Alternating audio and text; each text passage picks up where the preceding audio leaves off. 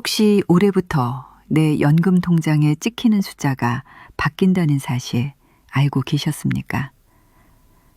경기도에서 작은 식당을 운영하다 코로나로 가게를 접은 제 친구 이영수 씨. 요즘 자식들한테 짐되기 싫어 밤늦게까지 물류센터에서 상자를 나르는데 그 몇 푼 번다고 평생 부은 연금이 깎일까봐 잠을 설치기 일쑤라고 합니다. 선생님, 이게 어디 남의 얘기 같으신가요? 그런데 2026년 바로 오늘부터 이 모든 걱정이 눈 녹듯 사라지는 역대급 변화가 시작되었다면 믿으시겠습니까? 지금 이 영상을 모르고 넘기시면 이미 아는 사람들은 다 챙겨가는 수십만 원을 그대로 놓치게 될지도 모릅니다. 정부가 28년 만에 드디어 확정 발표한 3가지 핵심 변화. 오늘 저희 인생 답안지가 속 시원하게 알려드리겠습니다. 혹시 영원할 것 같던 부모님의 등이 작아 보이기 시작한 순간을 기억하십니까? 어쩌면 오늘 당신의 이야기가 될지도 모릅니다. 새벽 공기가 칼날처럼 폐부를 찌르는 2026년 1월 1일 서울 변두리 아직 어둠이 채 가시지 않은 경동시장 한편에서는 새해 첫날이라는 말이 무색하게 삶의 온기가 뭉근하게 피어오르고 있었다. 뜨끈한 어묵 국물통 앞에서 3명의 늙은 그림자가 찬손을 녹이며 서 있었다. 코로나 시절 경기도에서 차리던 작은 백반집을 눈물과 함께 접고 이제는 밤마다 물류센터에서 상자를 나르는 이영수 씨, 시장통에서 30년 넘게 푸성기를 다듬어온 터줏대감 박만덕 씨, 그리고 홀로 된 지 10년 파출부 일을 하며 근근히 하루를 버티는 김순자 씨. 그들의 주름진 얼굴 위로 뽀얀 김이 서렸다 이내 흩어졌다. 새해 첫날부터 사람 잡네, 이놈의 날씨. 뼈마디가 아예 따로 노는 것 같아. 순자 씨가 앓는 소리를 하며 어묵 꼬치 하나를 집어들자 만덕이 특유의 쾌활한 목소리로 받았다. 순자 씨, 그건 날씨 탓이 아니라 세월 탓이지. 이 나이에 안 쑤시는 게 용한 거여. 그래도 봐, 새해라고 해는 뜨잖아. 저 해가 우리한테 돈다발이라도 물어다 주려나. 만덕의 농지거리에 순자가 피식 웃음을 터뜨렸지만 영수는 말없이 뜨거운 국물만 들이켤 뿐이었다. 유난히 지쳐 보이는 그의 얼굴, 어깨를 짓누르는 삶의 무게가 새벽의 냉기보다 더 시리게 느껴졌다. 그의 손은 상자를 나르느라 성한 곳 하나 없이 굳은 살이 박여 있었고 손톱 밑에는 검은 때가 선명했다. 영수형 씨는 왜 말이 없어? 자식들이 새해라고 용돈이라도 두둑이 줬나? 만덕의 짓궂은 물음에 영수가 고개를 저었다. 됐네. 걔들도 먹고 살기 팍팍한데 뭘. 그냥 어젯밤에도 꼬박 밤을 새웠더니 정신이 없어서 그래. 그의 목소리에는 깊은 피로와 함께 무언가 말 못할 시름이 담겨 있었다. 어젯밤 물류센터에서 쉴 새 없이 허리를 굽히고 펴는 동안에도 그의 머릿속을 떠나지 않던 생각. 이 고생을 해서 몇 푼 더 벌면 나라에서 그나마 주던 연금을 깎는다는데 대체 난 뭘 위해 이러고 있나. 평생을 성실하게 살아온 대가가 고작 이런 걱정뿐이라는 사실이 서러워 컨베이어 벨트 위로 흐르는 상자들 위로 눈물이 핑 돌았던 그다. 이건 단순히 돈의 문제가 아니었다. 자식에게 짐이 되지 않으려는 마지막 자존심의 문제였고 국가에게마저 외면당하는 것 같은 처절한 소외감의 문제였다. 순자가 그런 영수의 속내를 읽기라도 한 듯 조심스럽게 입을 열었다. 나도 요새 잠을 설쳐. 얼마 전에 동사무소 갔더니 내가 식당에서 그릇 닦고 버는 돈 때문에 기초연금이 깎일 수도 있다지 뭐야. 한 달에 100만 원 남짓 버는 건데 그것도 소득이라고. 그럼 일하지 말고 그냥 굶어 죽으란 소린가 싶어서 어찌나 서럽던지. 순자의 말은 영수의 가슴에 박힌 가시를 더욱 아프게 찔렀다. 그래, 우리 같은 늙은이들은 이제 그저 숨만 쉬고 살라는 건가. 조금이라도 더 나은 삶을 위해 발버둥 치는 것조차 죄가 되는 세상인가. 바로 그때 영수의 낡은 스마트폰이 요란하게 울렸다. 화면에 뜬 큰아들이라는 세 글자에 그의 미간이 더욱 좁아졌다. 아들, 새해인데 전화했구나. 그는 애써 밝은 목소리를 쥐어짰지만 소화기 너머로 들려오는 아들의 목소리는 걱정으로 가득했다. 아버지, 아직도 그 물류센터 일하세요?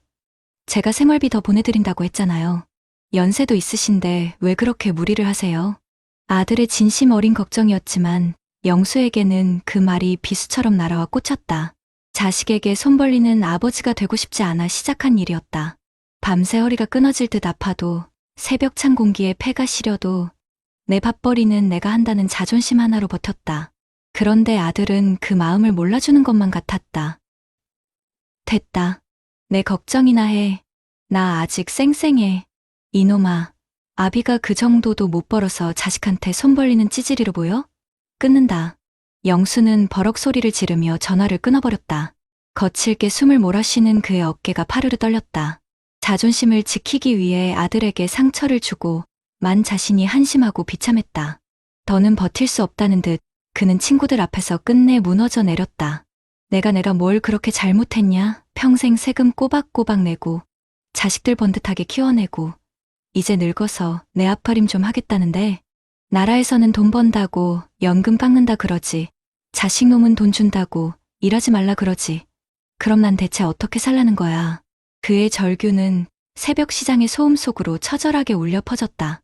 굳은 살 박인 주먹으로 가슴을 쿵쿵 내리치는 그의 눈시울이 뜨겁게 젖어들었다. 그 모습에 만덕과 순자의 마음도 무겁게 가라앉았다.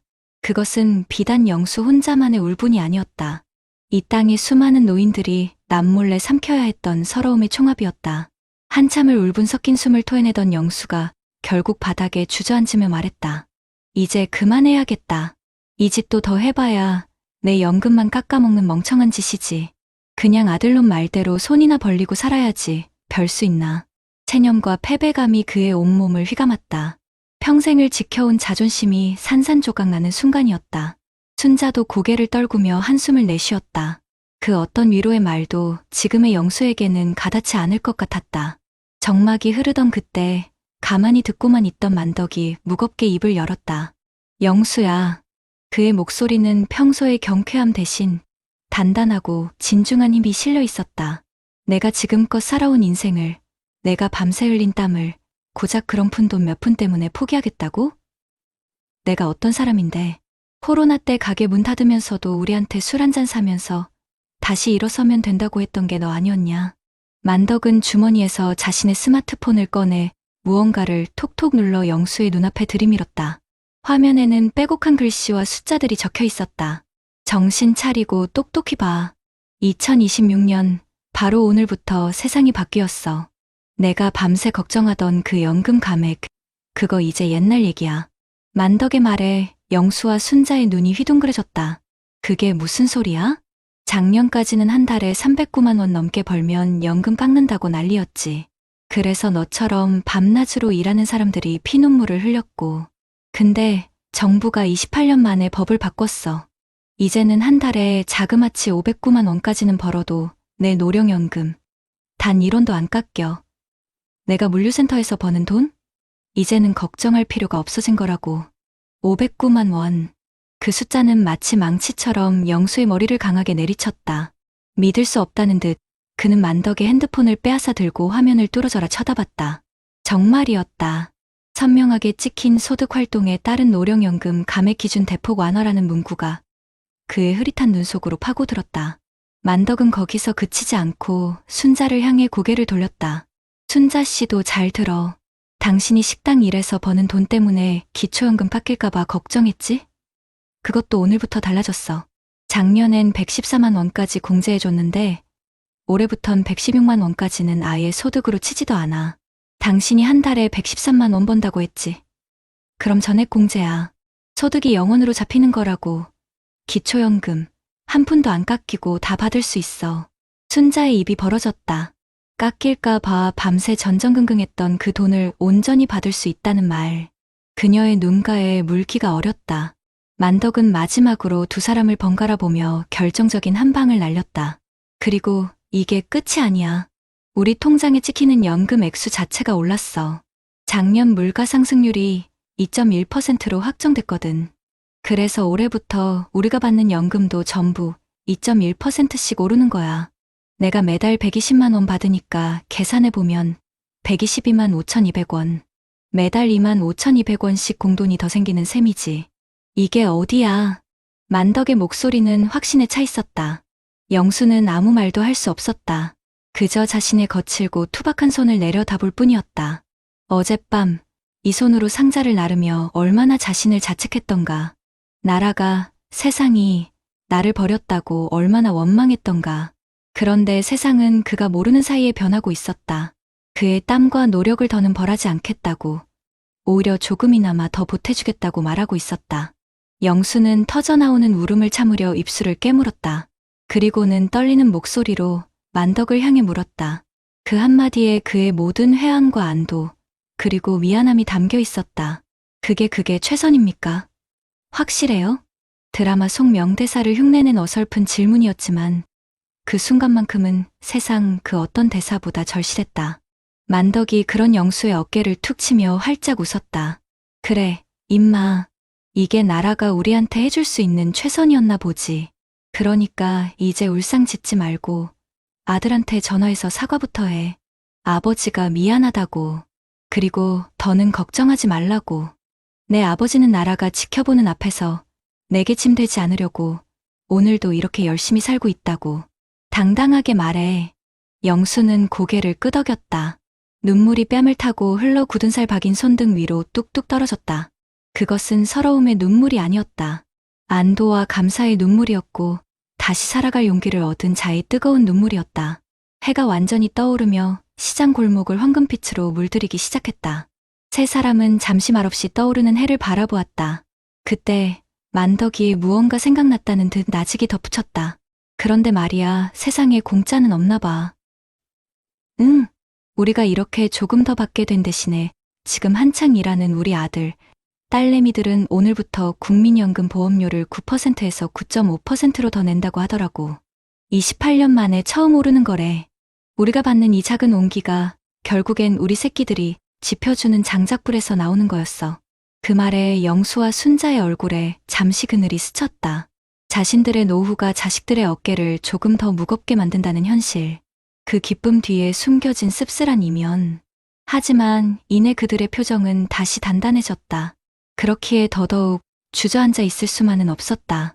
자식들에게 부끄럽지 않은 부모가 되기 위해, 그들의 짐을 조금이라도 덜어주기 위해 오늘 하루도 허리를 펴고 꿋꿋하게 살아가야만 했다. 영수는 자리에서 일어나 옷을 털었다. 그의 등은 더 이상 패배감에 굽어있지 않았다. 2026년의 첫 햇살 아래 그는 다시 세상과 맞설 준비가 된 한 사람의 아버지로 굳건히 서 있었다. 날이 좋아서, 날이 좋지 않아서, 날이 적당해서 모든 날이 살아내야 할 이유가 되는 순간이었다. 여러분 어떠시나요? 위의 사례는 정말 비참하고 서글픈 인생 아닌가요? 하지만 지금부터 소개해드리는 사례는 정반대의 선택으로 행복한 노후를 보내고 있는 분을 소개해드리겠습니다.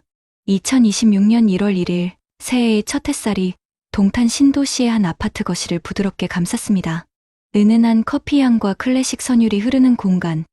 68세의 최시우 씨는 말끔하게 다린 면바지에 스웨터를 입고 손수 내린 드립 커피의 맛을 음미하고 있었습니다.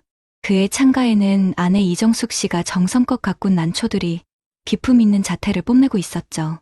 3년 전 35년간 몸담았던 구청을 명예롭게 퇴직한 그의 새해 첫날은 경동시장의 칼바람과는 전혀 다른 세상의 이야기였습니다.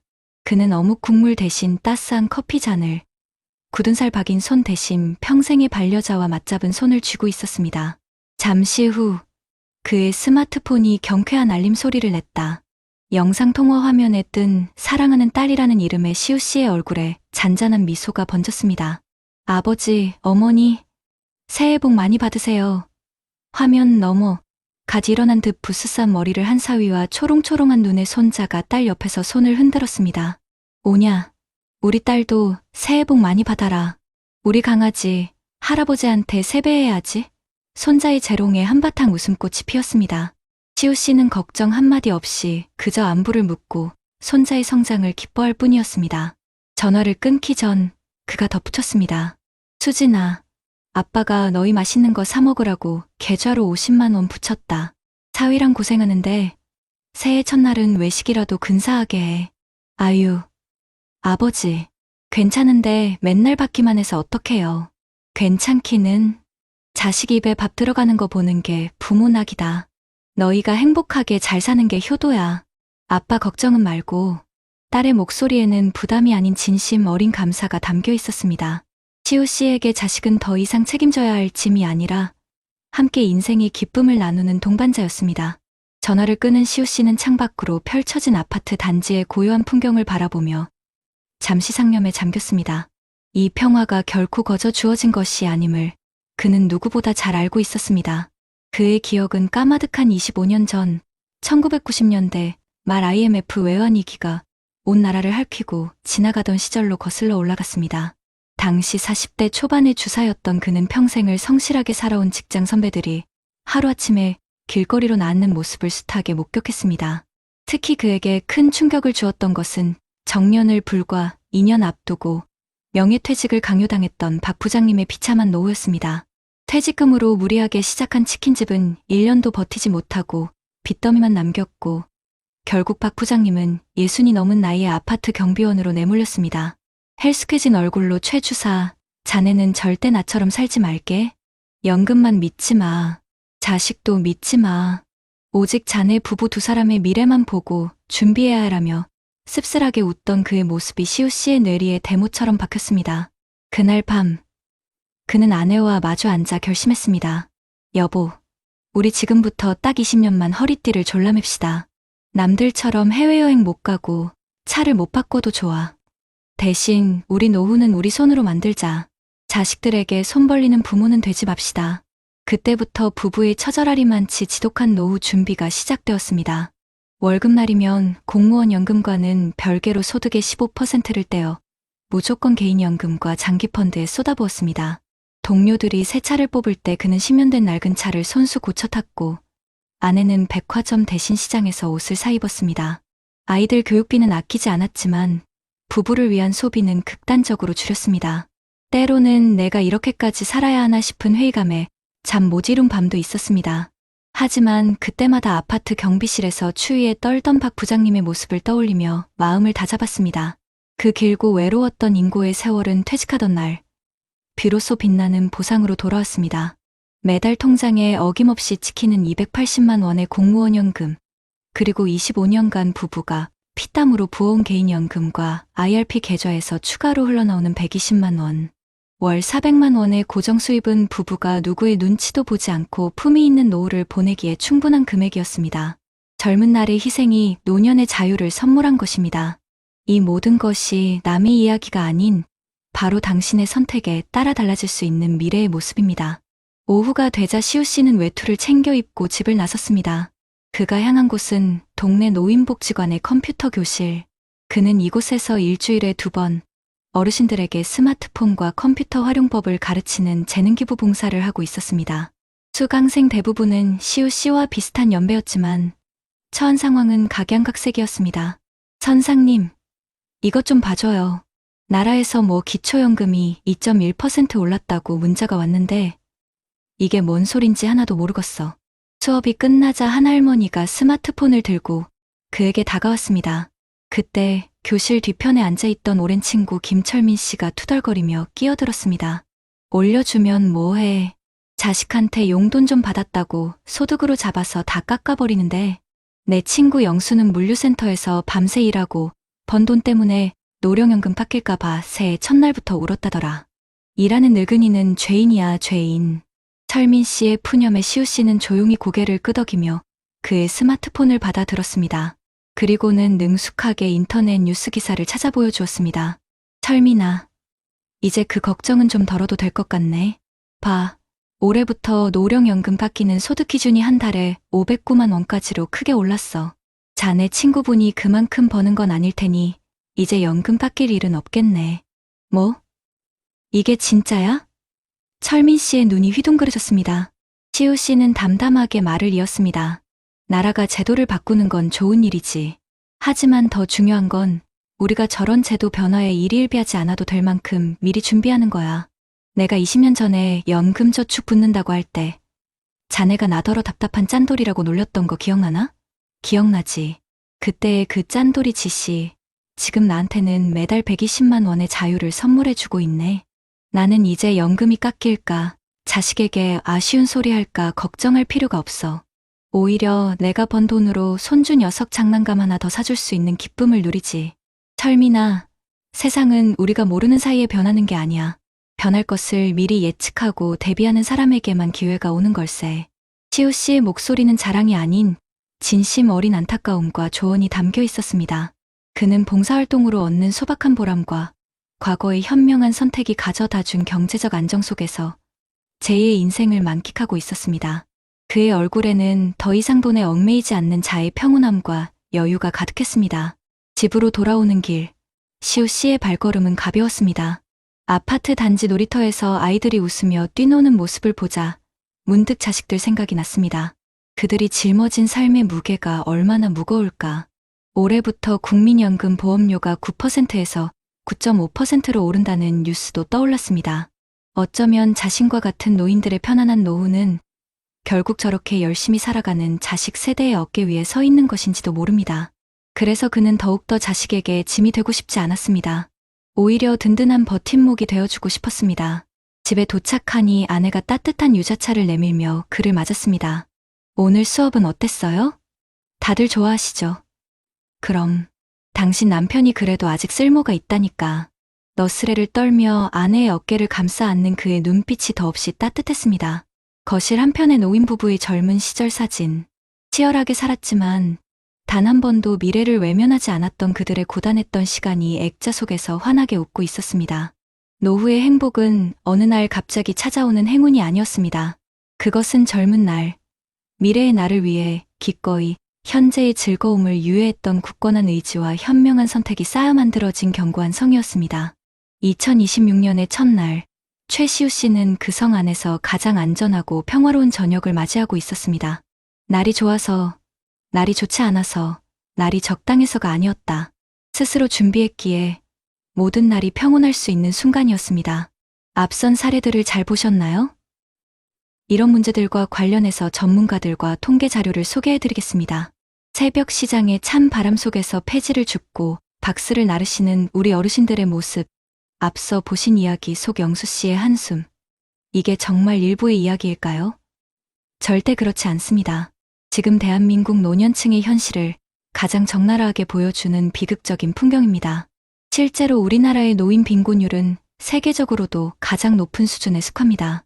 은퇴하고 편히 쉬셔야 할 나이에 다시 생계를 위해 새벽부터 밤늦게까지 고된 육체노동에 내몰리는 분들이 너무나도 많다는 뜻입니다. 통계를 봐도 65이 넘으신 분들의 고용률은 계속해서 오르고 있는데 그 속을 들여다보면 물류센터나 청소, 경비처럼 몸은 고되고 월급은 적은 불안정한 일자리가 대부분입니다. 도대체 왜 이런 일이 벌어지는 걸까요? 전문가들은 한 목소리로 이야기합니다. 바로 국민연금 하나만으로는 도저히 살아갈 수가 없기 때문이라고요. 평생 땀 흘려 붓고 이제 겨우 받기 시작했는데 그 돈만으로는 한 달 생활하기가 턱없이 부족하니까 결국 모자란 생활비를 벌기 위해 다시 일터로 나올 수밖에 없는 겁니다. 이건 좋아서 하는 일이 아니라 그야말로 먹고 살기 위한 어쩔 수 없는 선택이라는 점에서 정말 가슴 아픈 현실입니다. 그런데 더 기가 막혔던 건 앞서 영수 씨가 절규했던 것처럼 기존 제도는 이렇게 성실하게 일하는 어르신들에게 오히려 벌을 주는 이상한 구조였다는 겁니다. 나라에서 정한 기준보다 소득이 조금이라도 많아지면 그나마 받던 국민연금마저 깎아버렸으니까요. 그러니 일을 더 하고 싶어도 연금이 깎일까봐 눈치를 봐야 하고 자존심은 상할 대로 상하는 말도 안 되는 일이 벌어져 왔던 겁니다. 하지만 바로 올해부터 이 답답한 현실에 드디어 숨통이 트이기 시작했습니다.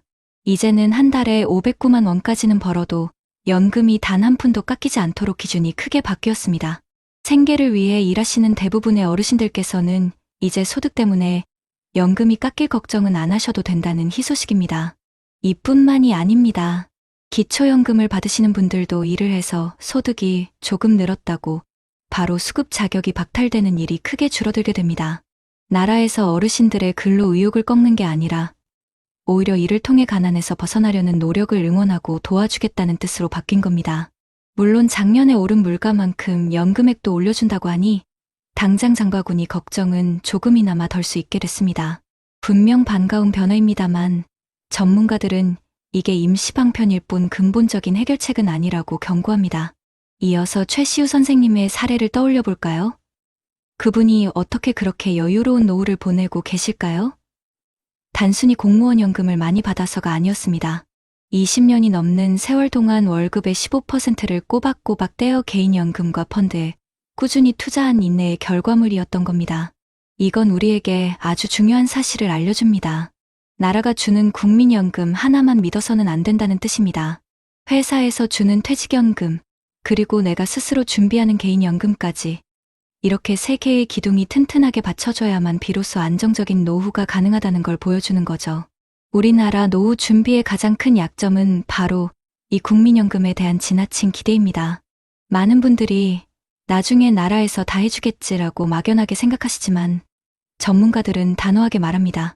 공적연금은 굶어 죽지 않게 해주는 최소한의 안전망일 뿐 사람답고 품위 있는 노후는 결국 자기 자신이 젊을 때부터 스스로 만들어가야 한다고요. 마지막으로 우리가 반드시 마주해야 할 또 다른 현실이 있습니다. 바로 국민연금 보험료가 오를 수 있다는 이야기입니다. 지금 우리 세대가 조금이라도 더 받으려면 결국 우리 자식 세대가 더 많은 부담을 져야 하는 구조입니다. 이건 단순히 우리 세대의 복지 문제를 넘어 우리 자식들과 손주들과의 약속이 걸린 아주 무거운 문제입니다. 그래서 전문가들은 계속해서 이야기합니다. 보험료를 조금씩 현실에 맞게 올리고 연금을 받기 시작하는 나이도 조금씩 늦추고 우리가 낸 소중한 연금 기금을 더 잘 굴려서 수익을 높여야만 이 제도가 앞으로도 유지될 수 있다고요. 이 과정에서 물론 갈등도 있고 아픔도 있겠지만 더 이상 미룰 수 없는 과제입니다. 젊은 세대에게는 내가 낸 만큼은 꼭 돌려받을 수 있다는 믿음을, 우리 시니어 세대에게는 이만하면 노후를 기댈 수 있겠다는 확신을 줘야만 합니다. 결론적으로 대한민국의 노후는 개인이 스스로 준비하는 노력과 사회가 든든하게 받쳐주는 시스템이라는 두 개의 바퀴가 함께 잘 굴러가야만 합니다. 올해의 변화는 분명 좋은 시작이지만 여기에 만족해서는 안 됩니다. 정부는 더 멀리 내다보고 연금 개혁을 완수해야 하며 우리 한 사람 한 사람은 누가 해주겠지가 아니라 내 노후는 내가 책임진다는 마음으로 젊을 때부터 구체적인 계획을 세우고 실천해야 합니다. 저희 채널은 바로 이런 냉혹한 현실을 여러분과 함께 마주하고 시니어 세대에게는 당장 도움이 되는 실질적인 정보와 용기를 드리고 앞으로 시니어가 될 젊은 세대에게는 노후 준비가 얼마나 중요한지를 계속해서 알려드리는 역할을 다하겠습니다. 그렇다면 앞선 사례들을 해결할 수 있는 방법은 무엇이 있을까요? 사실 나라에서 우리 어르신들을 위해 생각보다 많은 정책들을 마련해두고 있습니다. 다만 우리가 잘 몰라서 혹은 절차가 복잡할 것 같아서 지나치는 경우가 너무나 많죠. 그래서 저희가 오늘 속 시원하게 정리해드리겠습니다. 우선 당장 소득이 줄어서 걱정이신 분들을 위한 정책부터 살펴볼까요? 나라에서 최소한의 생활은 보장해드리겠다는 든든한 약속들이 있습니다. 가장 대표적인 게 바로 기초연금 제도입니다. 만 65세 이상 어르신들 중에서 소득이 비교적 적으신 7분 정도에게는 나라에서 매달 35만 원이 넘는 돈을 드리고 있어요. 이게 당장 숨통을 틔워주는 아주 중요한 버팀목이 되어주죠. 그리고 집에만 계시면 적적하고 몸도 쑤시잖아요. 그래서 각 지방자치단체에서 어르신들께 소일거리를 연결해드리는 사업도 활발하게 진행하고 있습니다.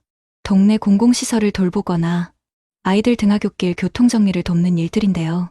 한 달에 30시간 정도 가볍게 활동하시면서 추가 수입도 얻고 이웃들과 어울리면서 활기도 되찾을 수 있는 좋은 기회입니다. 물론 이런 일자리들이 큰돈이 되는 건 아니라는 아쉬움도 있지만 가만히 있는 것보다는 훨씬 낫지 않겠어요? 정말 생활이 어려우신 분들께는 생계비를 현금으로 지원해드리는 최후의 안전망도 마련되어 있고요. 자, 그런데 이런 정책들은 최소한의 생활을 돕는 거라면 최시우님처럼 여유 있고 품위 있는 노후를 보내려면 어떻게 해야 할까요?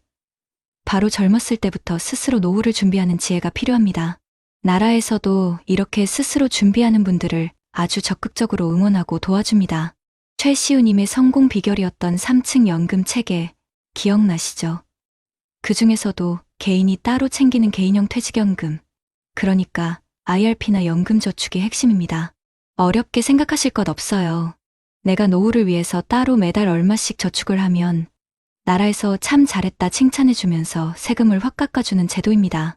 연말 정산할 때 수십만 원, 많게는 100만 원 넘게 돌려받을 수 있으니 저축도 하고 세금도 아끼는 일석이조의 효과를 누릴 수 있는 거죠. 이건 정말 아는 사람만 챙겨가는 꿀팁이니까 꼭 기억해 두셔야 합니다. 그런데 또 이런 분들도 계실 거예요. 젊었을 때 자식들 키우느라 정신없어서 연금 같은 건 꿈도 못 꿨지만 다행히 평생 허리띠 졸라매서 마련한 집 한 채가 전부인 분들 말입니다.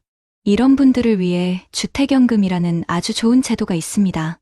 내가 살고 있는 이 집을 담보로 맡기고 세상을 떠날 때까지 매달 나라에서 연금을 받는 겁니다. 내 집에서 편안하게 계속 살면서 매달 꼬박꼬박 생활비가 나오니 얼마나 마음이 든든하겠어요. 이건 정말 우리 어르신들의 자산 빈곤 문제를 해결해 줄 수 있는 아주 효과적인 방법입니다.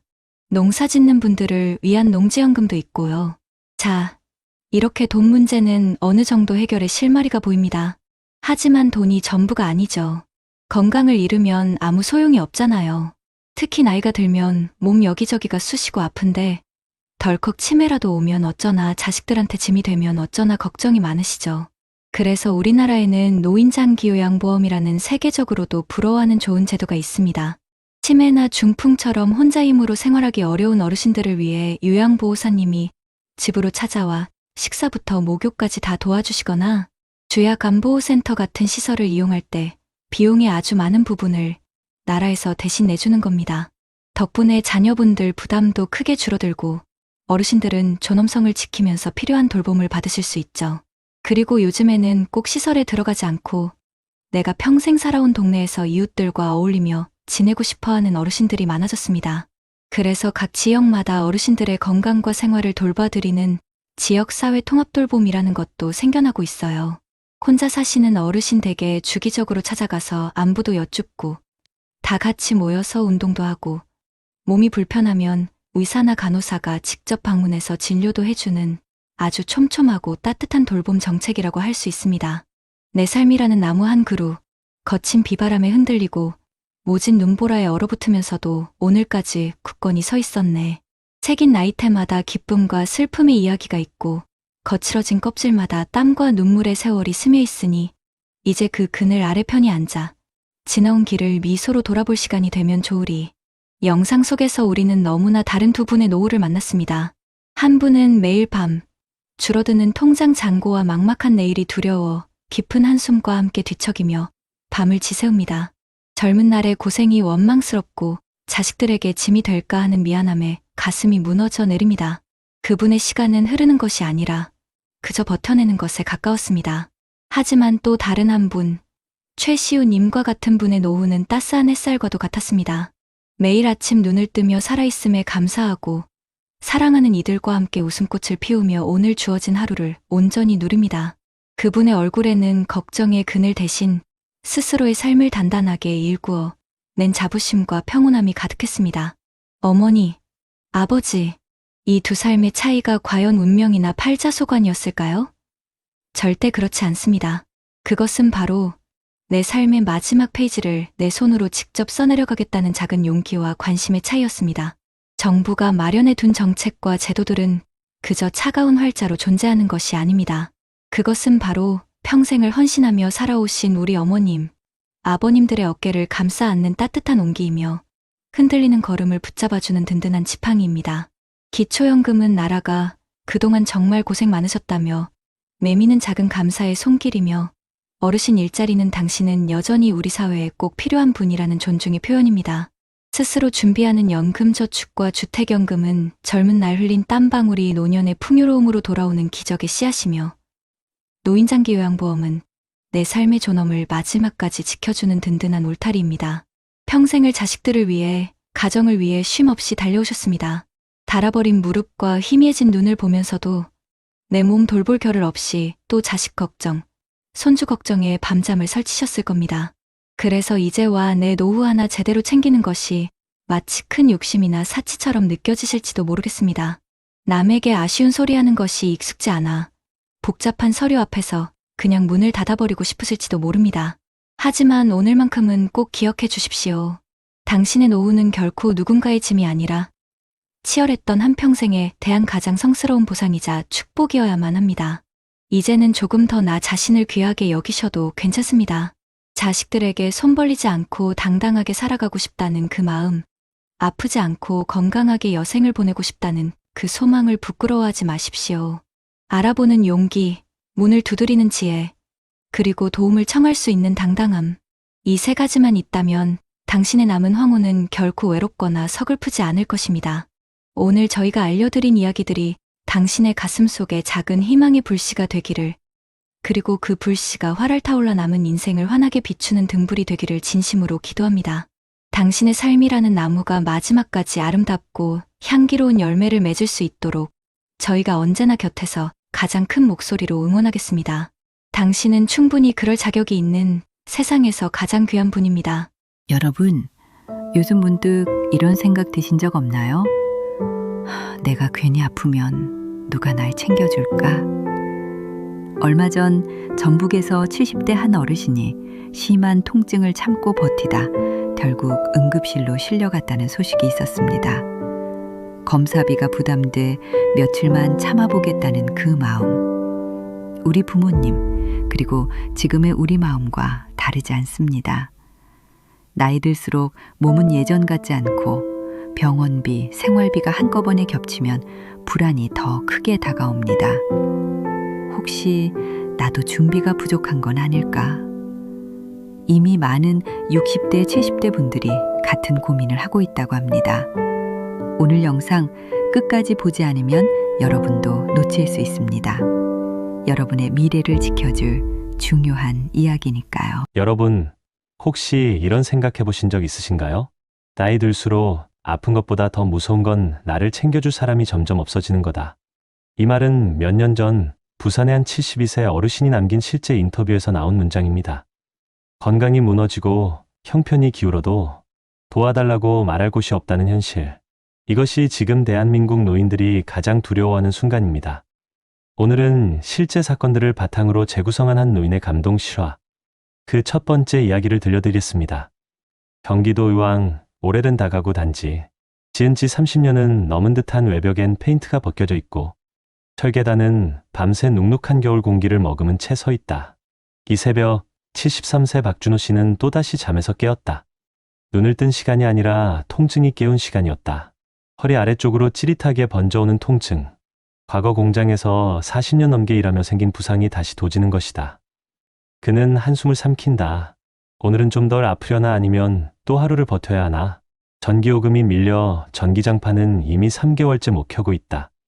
난방도 최소만 돌리다 보니 새벽 방안은 유난히 싸늘하다. 주방으로 비틀비틀 걸어가 냉장고를 열었다. 속엔 물 한 통, 지난주 경로식당에서 받은 김치 몇 줄기. 박 씨는 혼잣말로 중얼거렸다. 그래도 어제 남긴 밥이 있으니 다행이지. 하지만 밥은 이미 굳어 있었고 데워 먹을 전자레인지도 고장 난 지 반년이 넘었다. 그는 차가운 밥 한 숟가락을 천천히 씹었다. 이가 시큰거려도 배는 먹는 걸 원했다. 탁 의자에 앉아 휴대폰을 켰다. 혹시나 아들한테 문자라도 왔을까 싶어서였다. 하지만 화면엔 아무 알림도 없었다. 5개월 전 아버지 잘 계시죠?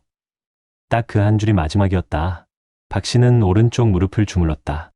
몇 년 전 의사가 말했던 문장이 머릿속을 스친다. 지금이라도 수술 받으셔야 합니다. 오래 끌면 더 위험해요. 하지만 수술비는 감당할 수 없는 금액이었다. 병원비가 무서워 진통제로만 버티는 날들이 이어졌다. 그는 거울을 바라보며 중얼거렸다. 내가 왜 이렇게 됐을까? 평생 사람 부양하며 살았는데 이제는 누구한테도 말 못하는 처지가 됐네. 그 말 속엔 통증보다 더 아픈 자존심과 외로움이 배어 있었다. 아파트 문을 열기 전 박 씨는 현관에 붙여둔 한 장의 종이를 바라봤다. 독거 어르신 무료 진료 신청 안내. 경기도 노인 의료 지원 사업. 작년 박 씨가 복지관 상담사에게 소개받은 안내문이다. 조건만 되면 무료로 검진을 받을 수 있다는데 그는 아직 신청하지 않았다. 왜냐면 나 같은 사람이 뭘 더 바랄 수 있어. 이 마음이 더 컸기 때문이다. 하지만 오늘따라 그 안내문이 유난히 눈에 들어왔다. 새벽 6시 박 씨는 조용히 양말을 신고 밖을 나섰다. 계단을 내려올 때마다 무릎에서 소리가 났지만 발걸음은 어딘가 향하고 있었다. 그는 작은 목소리로 말했다. 오늘은 한번 가볼까? 병원까지는 못 가도 복지관이라도. 박준호 씨의 노년은 그렇게 아주 작은 용기 하나로 다시 움직이기 시작했다. 박준호 씨는 골목 어귀에 선 채 복지관 간판을 바라보았다. 하얀 이슬이 맺힌 새벽 공기 속 복지관 현관문만 밝게 불이 켜져 있었다. 여기 들어가면 그래도 조금은 나아지겠지? 하지만 발걸음은 쉽게 떨어지지 않았다. 그는 주머니 속 손을 꽉 움켜쥐었다. 주름 사이로 스며든 차가운 감정이 속삭였다. 내가 이런데 도움받는 사람이었나? 가난보다 더 견디기 힘든 건 스스로를 도와달라고 내세우는 그 순간이다. 문을 열고 들어가자 따뜻한 난방이 몸을 감쌌다.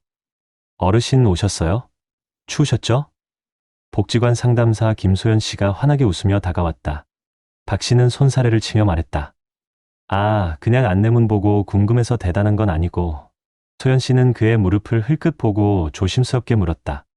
요즘 무릎 많이 아프시죠? 걸음걸이가 예전보다 더 불편해지셨어요?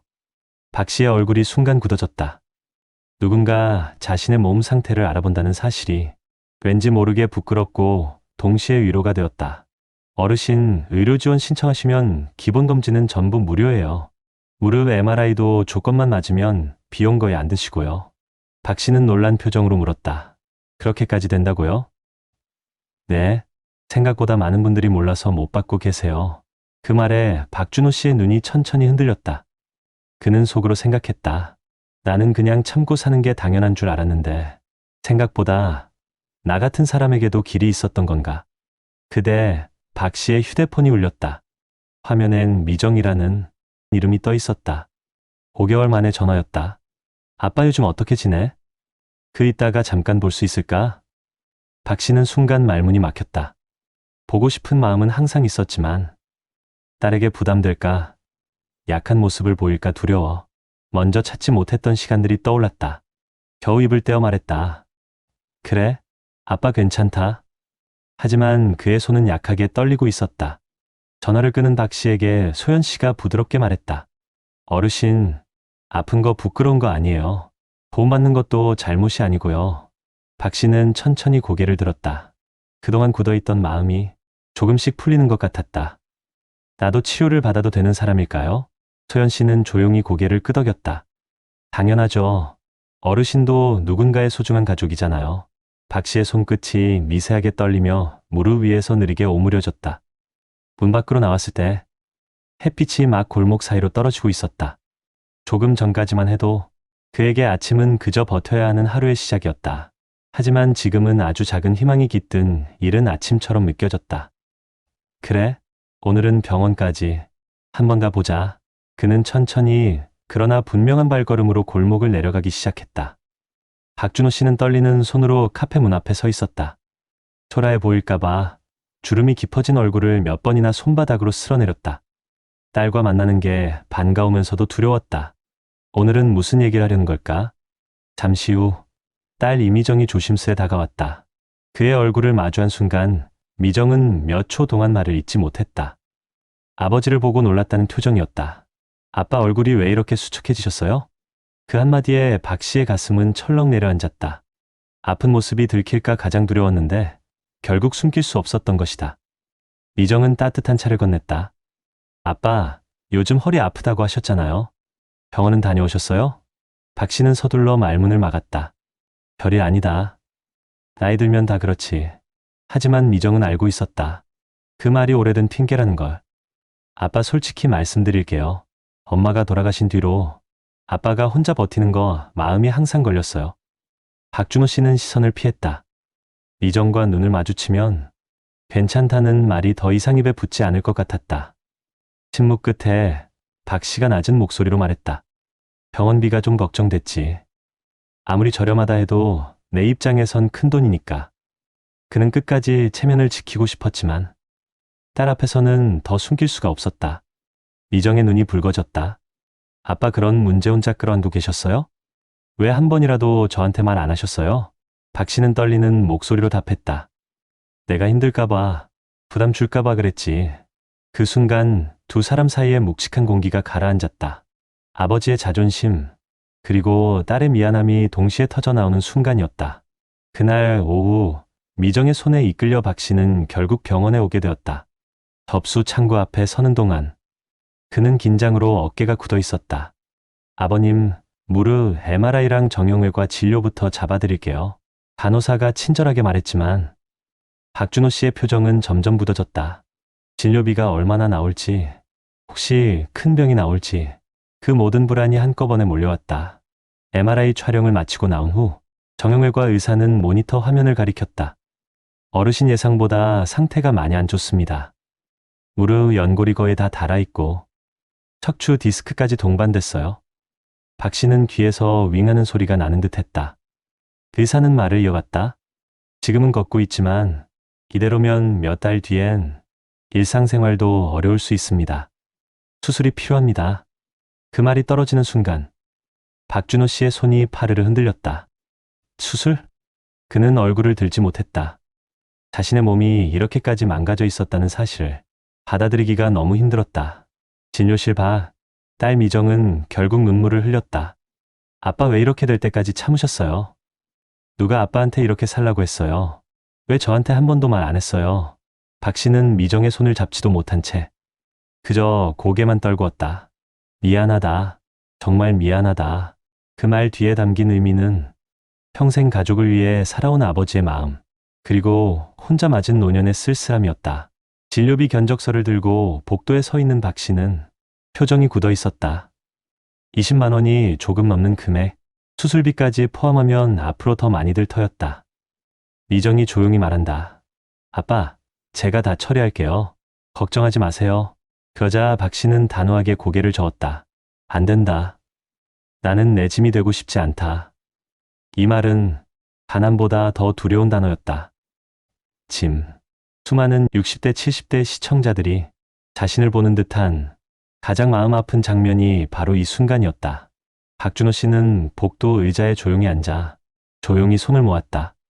수술을 받아야 하지만 부담 줄까봐 두렵고 그렇다고 버티면 다리가 더 망가질 것을 알고 있었다. 그의 인생은 지금 이 병원 복도에서 가장 큰 갈림길을 맞고 있었다. 병원에서 돌아온 박준호 씨는 낡은 전등 아래 조용히 앉아 있었다. 견적서 한 장이 테이블 위에 놓여 있었고 그 종이만 바라보는 그의 눈빛엔 섞인 감정들이 덩어리처럼 쌓여 있었다. 수술을 받으면 3개월은 꼼짝 못할 텐데 누가 나를 도와줄까? 그리고 그 옆에서 딸 미정은 조용히 아버지를 바라봤다. 그의 어깨가 얼마나 작은지, 얼마나 무거운 삶을 버텨왔는지 오늘만큼은 선명하게 보였다. 아빠, 조심스러운 부름에 박 씨가 고개를 들었다. 저 어릴 때 아빠가 저를 업고 병원 다니던 거 기억나요? 박 씨의 눈썹이 살짝 떨렸다. 그때 아빠는 저한테 단 한 번도 내가 짐이다라고 말한 적 없었어요. 근데 왜 아빠는 혼자 이렇게 버티고 계셨어요? 그 말은 시간을 거슬러 박 씨의 가슴 깊은 곳을 찔렀다. 평생 가족을 위해 살아온 아버지. 그 아버지가 늙어 홀로 참아낸 시간. 그 사이에 말하지 못한 마음들이 미정의 목소리로 흘러나왔다. 박 씨는 긴 침묵 끝에 조용히 입을 열었다. 그래, 나도 이제는 좀 누구한테 기대봐도 되겠지. 미정은 눈물을 훔쳤다. 아버지가 처음으로 자신에게 의지하겠다는 말을 한 순간이었다. 아빠, 우리 같이 해요. 수술 받으세요. 제가 옆에 있을게요. 그제야 박 씨는 무너진 듯 고개를 끄덕였다. 그래, 한번 고쳐보자. 며칠 뒤 수술대 앞에 선 박 씨는 두 손을 꼭 모았다. 늘 강한 척하던 그도 두려움 앞에서 솔직해질 수밖에 없었다. 하지만 문이 닫히기 직전 딸이 그의 손을 꼭 잡았다. 아빠, 걱정하지 마세요. 다시 걸을 수 있어요. 다시 아침 산책도 할 수 있어요. 박 씨의 손이 미세하게 떨리며 그녀의 손을 꼭 눌렀다. 오늘만큼은 혼자가 아니었다. 수술은 성공적이었다. 며칠 후 재활병실에서 딸은 아버지의 보조기를 잡아주며 말했다. 아빠, 천천히요. 한 발 또 한 발. 박 씨는 숨을 고르며 걸음을 내딛었다. 무릎이 뻐근했지만 이건 통증이 아니라 회복의 신호였다. 창밖으로 밝은 겨울 햇빛이 들어왔다. 그 빛이 박 씨의 눈에 닿는 순간 그는 속으로 조용히 말했다. 살아야겠다. 우리 주변엔 박준호 씨처럼 혼자 견디는 어르신들이 생각보다 많습니다. 도움을 청하면 누가 부담될까? 늙어 민폐 끼치는 건 아닐까? 그 두려움 때문에 몸이 부서질 때까지 버티는 분들. 하지만 여러분, 기대는 건 약함이 아니라 살아있는 증거입니다. 누군가에게 손을 내미는 것, 그게 늙음이 아니라 용기라는 것을 박준호 씨는 알려주었습니다. 오늘도 어딘가에서 비슷한 삶을 버티는 누군가가 있다면 이 이야기로 작은 빛이 닿기를 바랍니다. 여러분 어떠시나요? 위의 사례는 정말 비참하고 서글픈 인생 아닌가요? 하지만 지금부터 소개해드리는 사례는 정반대의 선택으로 행복한 노후를 보내고 있는 분을 소개해드리겠습니다. 경기도 광명에서 살고 있는 67세의 김선욱 씨는 평범한 직장인이었다. 대기업 관리직으로 35년을 일하고 퇴직한 그가 지금 보내는 노후는 주변 사람들이 부러워할 만큼 안정적이었다. 집은 오래된 아파트였지만 관리가 잘 되어 있었고 아내와 함께 사는 단란한 일상은 잔잔한 평화로 가득했다. 겉보기엔 특별한 점이 없어 보였지만 그의 노후가 이렇게 안정적일 수 있었던 이유는 과거의 작은 습관 하나에서 시작되었다. 김선욱 씨는 40대 중반부터 직원들 사이에서 걱정 많은 과장님이라고 불렸다. 주변 동료들이 점심시간마다 주식 얘기, 아파트 호재 얘기로 한창 들끓던 2000년대 후반에도 그는 조용히 커피 한 잔을 마시며 늘 같은 말을 반복했다. 사람은 오래 살면 돈보다 계획이 필요해. 계획이 없으면 다 잃어. 당시에는 다소 유별나게 보였지만 그는 실제로 말보다 행동이 더 앞서는 사람이었다. 대출 내지 않았고 회사 복지로 제공되던 연금저축을 매년 최대한 채웠으며 소비를 줄이려고 억지로 아끼지도 않았다. 그저 필요 없는 지출을 피하는 습관을 만들어 놓았을 뿐이었다. 하지만 그의 인생의 가장 중요한 정한점은 55세 무렵 찾아왔다. 회사에서 구조조정 이야기가 흘러나왔고 몇몇 동료들은 퇴직하면 작은 가게 하나 차려보자며 들뜬 분위기를 보였다. 그때 김선욱 씨는 사내 식당에서 동료 2명이 흥분한 목소리로 말하는 걸 들었다. 지금 프랜차이즈 치킨집 하면 대박이래. 퇴직금 몰아넣어서 가게 하나 차리면 우리도 사장님이야. 그러나 그는 미묘한 불안감을 느꼈다. 퇴직금 1억 6천만 원. 평생 벌어 모은 그 돈을 단 몇 달 만에 감정으로 결정하기엔 너무나 무거운 금액이었다. 그는 계산기부터 꺼냈다. 월세, 권리금, 재료비, 인건비, 두다는 차갑게 현실을 보여줬다. 그는 조용히 중얼거렸다. 이건 모험이 아니라 도박이야. 그 결정을 한 이유엔 과거의 경험도 있었다. 김선욱 씨의 아버지가 작은 철물점을 운영하다가 경쟁이 심해져 결국 문을 닫았고 그 후 노년의 삶이 급격히 흔들린 모습을 어린 시절 지켜봤기 때문이었다. 그 기억은 오래도록 그의 마음속에서 경고등 역할을 하고 있었다. 퇴직을 앞둔 어느 날 회사의 노후교육 강의에서 한 강사가 말했다. 퇴직 이후 1년이 가장 위험합니다. 준비가 안 된 사람은 처음 1년 동안 소비가 폭발하고 준비된 사람은 처음 1년 동안 소비를 줄입니다. 그 문장은 그의 마음속에 깊게 박혔다. 퇴직 후 그는 실제로 아무것도 하지 않았다. 가게도 차리지 않았고 여행도 가지 않았다. 노후를 보상받아야 할 시기라고 생각하는 주변 사람들의 말과는 달리 그는 조용하게 일상을 유지했다. 그러나 그 조용한 선택이 그의 삶을 완전히 바꾸는 기반이 되었다. 퇴직한 첫 달, 직장 후배들이 모두 한 번씩 회식을 제안했다. 축하한다는 의미였다. 하지만 김선욱 씨는 대부분 거절했다. 나는 그럴 만한 형편이 아니야. 그리고 아직은 쓰기보다 지킬 때야. 변명은 너무 소극적이다. 인생은 한 번인데 좀 즐기라며 웃어넘겼지만 그는 그 말들이 흔들리지 않았다. 퇴직 후 1년이 지났을 때 동료들 사이에서 뜻밖의 소식이 하나둘 들려왔다. 어떤 이는 치킨집을 차렸다가 8개월 만에 문을 닫았고 또 어떤 이는 주식 투자로 절반 가까이를 잃었다. 새로 시작한 사업이 늦게 자리를 잡아 가족과 갈등을 겪는 사람도 있었다. 그 소식을 들은 날 밤, 김선욱 씨는 혼잣말로 말했다. 지키길 잘했다. 그는 돈을 지킨 게 아니라 자신의 삶을 지켰다는 걸 깨달았다. 그 후로 그의 노후는 빠르게 흔들리지 않는 일상에 뿌리를 내리기 시작했다. 매일 아침 아파트 단지 산책로를 걷고 아내와 아침밥을 차려 먹고 동네 도서관에서 책을 1시간 읽고 가끔 손주 둘을 돌보는 따뜻한 날들. 그의 일상은 거창하지 않았지만 불안 없이 숨을 쉴 수 있는 삶이었다. 그런 평온한 나날 속에서 뜻밖의 갈등은 조용히 찾아왔다.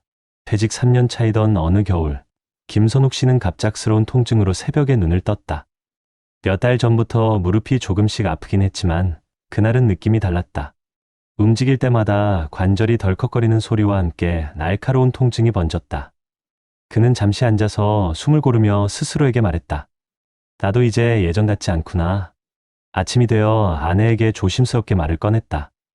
여보, 병원 한번 가봐야겠어. 아내는 놀라며 물었다. 당신이 그렇게 말하는 거 처음이네. 많이 아픈 거야? 그의 표정은 깊은 걱정을 감추지 못하고 있었다. 병원에 도착해 정밀 검사를 받은 뒤 의사는 모니터 화면을 가리키며 조심스럽게 말했다. 김 선생님 무릎 연골이 상당히 닳았습니다. 지금은 걸을 수 있지만 이대로면 몇 년 뒤엔 일상생활이 많이 불편해질 수 있습니다. 순간 일부 사례의 주인공처럼 모든 게 무너질 수도 있다는 두려움이 스쳐 지나갔다. 혹시 나도 이렇게 무너지는 건 아닐까 하는 생각이 한순간 마음을 덮었다. 하지만 곧 그는 침착하게 의사의 말을 더 들었다. 다행히 아직 회복 가능성이 큽니다. 초기 단계이니 재활과 운동, 약물 치료로 충분히 관리할 수 있어요. 김선욱 씨는 천천히 숨을 내쉬었다. 상황은 심각했지만 절망은 아니었다. 그에게는 치료비를 감당할 여유가 있고 더 중요한 건 문제가 발생했을 때 즉시 대응할 수 있는 건강 관리 습관이 이미 자리 잡아 있었다. 몇 년 전부터 이어온 규칙적인 운동, 과한 지출을 줄여 건강보험식단에 투자한 노하우, 퇴직 후 첫 해를 절제 있게 보내면서 지킨 자산들. 이 모든 것들이 지금의 위기 앞에서 하나둘씩 힘을 발휘하기 시작했다. 의사에게 설명을 듣는 동안 김선욱 씨는 오히려 마음이 안정되는 걸 느꼈다. 이제라도 알게 돼서 다행입니다. 제가 할 수 있는 건 다 해보겠습니다. 의사는 고개를 끄덕였다. 그 마음이면 충분합니다. 이미 잘 관리해 오신 게 느껴져요. 대부분은 아프기 전까지 방치하다가 뒤늦게 병이 커져서 오시거든요. 그 말은 그가 평생 쌓아온 습관과 준비가 헛되지 않았음을 증명해주는 듯 했다. 퇴원 후 아내는 따뜻한 생강차를 내오며 말했다. 여보, 당신이 늘 말하던 미리 준비하는 삶이 정말 우리를 지켜줬나 봐. 그 말에 김선욱 씨는 작은 미소를 지었다. 나이 들어서도 지키는 게 중요한 거였지. 며칠 뒤 그는 딸과 사위를 집으로 불렀다. 오랜만에 모인 가족들 앞에서 그는 진지하게 말했다. 아빠가 무릎이 좀 안 좋아졌어. 근데 걱정하지 마라. 크게 나쁘진 않대. 딸은 놀라서 물었다. 아버지, 병원비는 괜찮아요?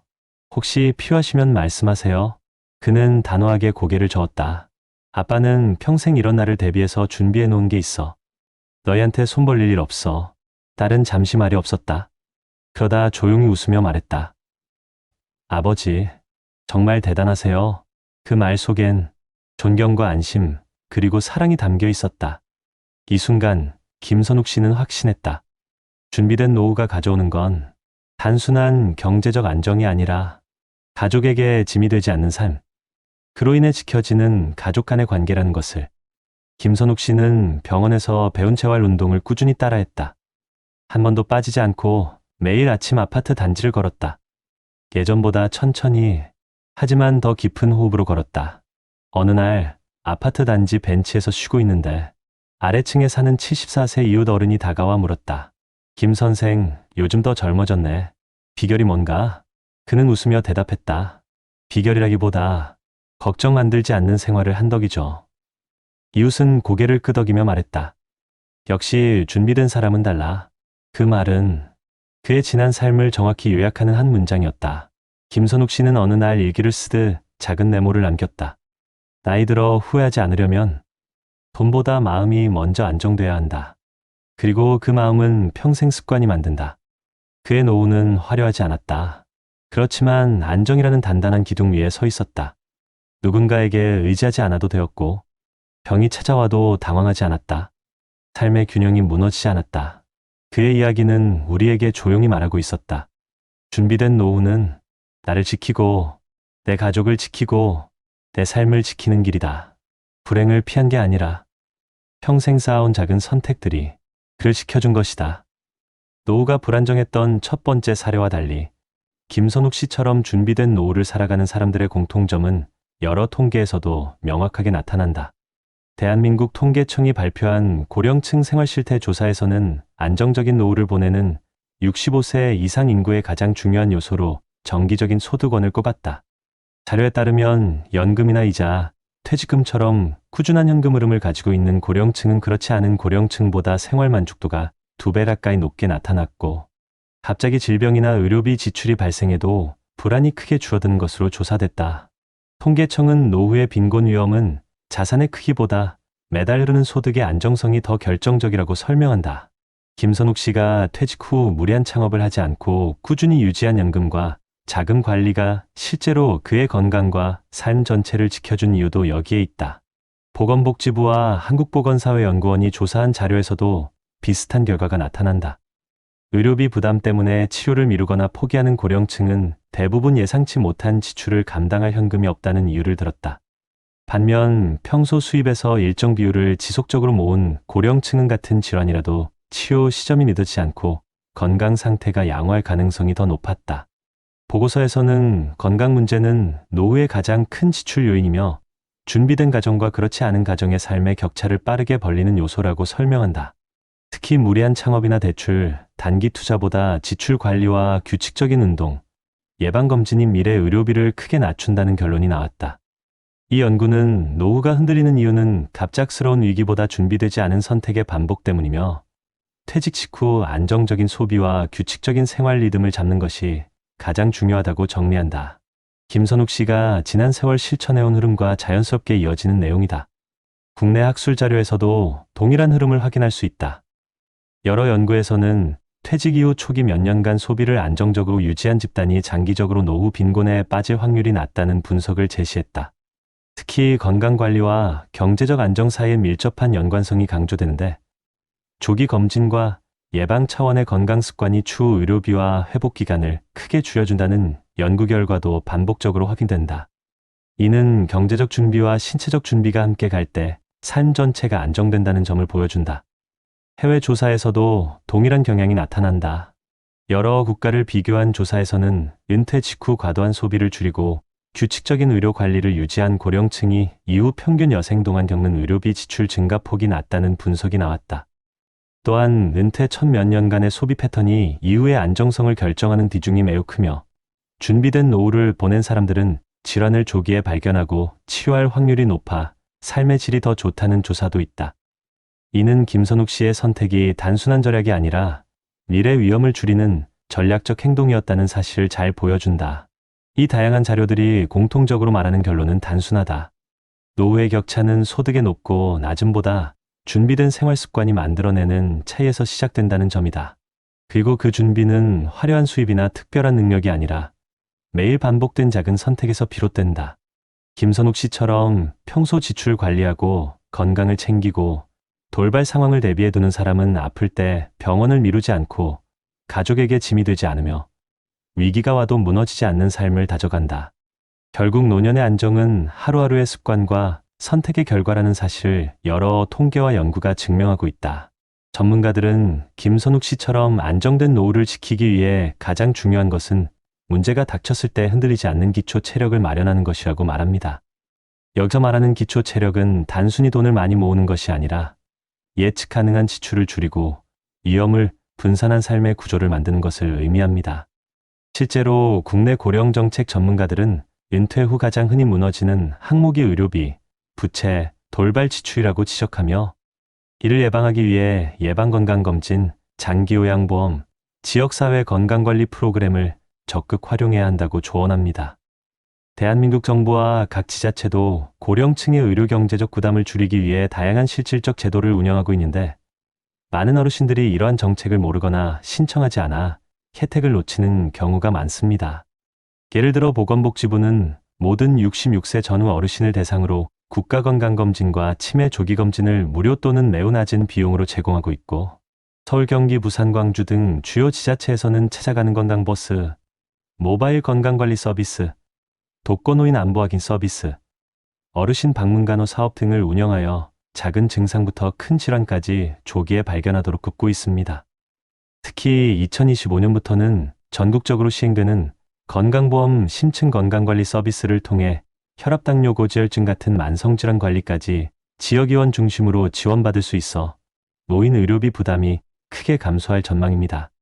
경제적 부분에서는 지자체별로 에너지 바우처, 난방비 지원, 저소득 고령층 생계비와 의료비 긴급 지원 정책이 모두 실제 시행 중이며 경기도와 서울시는 중저소득 고령층을 대상으로 한 고령자 긴급 돌봄비, 의료비 본인 부담 완화 제도 같은 지원책을 통해 갑작스러운 의료비 지출이 발생하더라도 생활이 무너지지 않도록 돕고 있습니다. 또한 전문가들은 60대부터는 지출의 구조조정이 필수라고 강조합니다.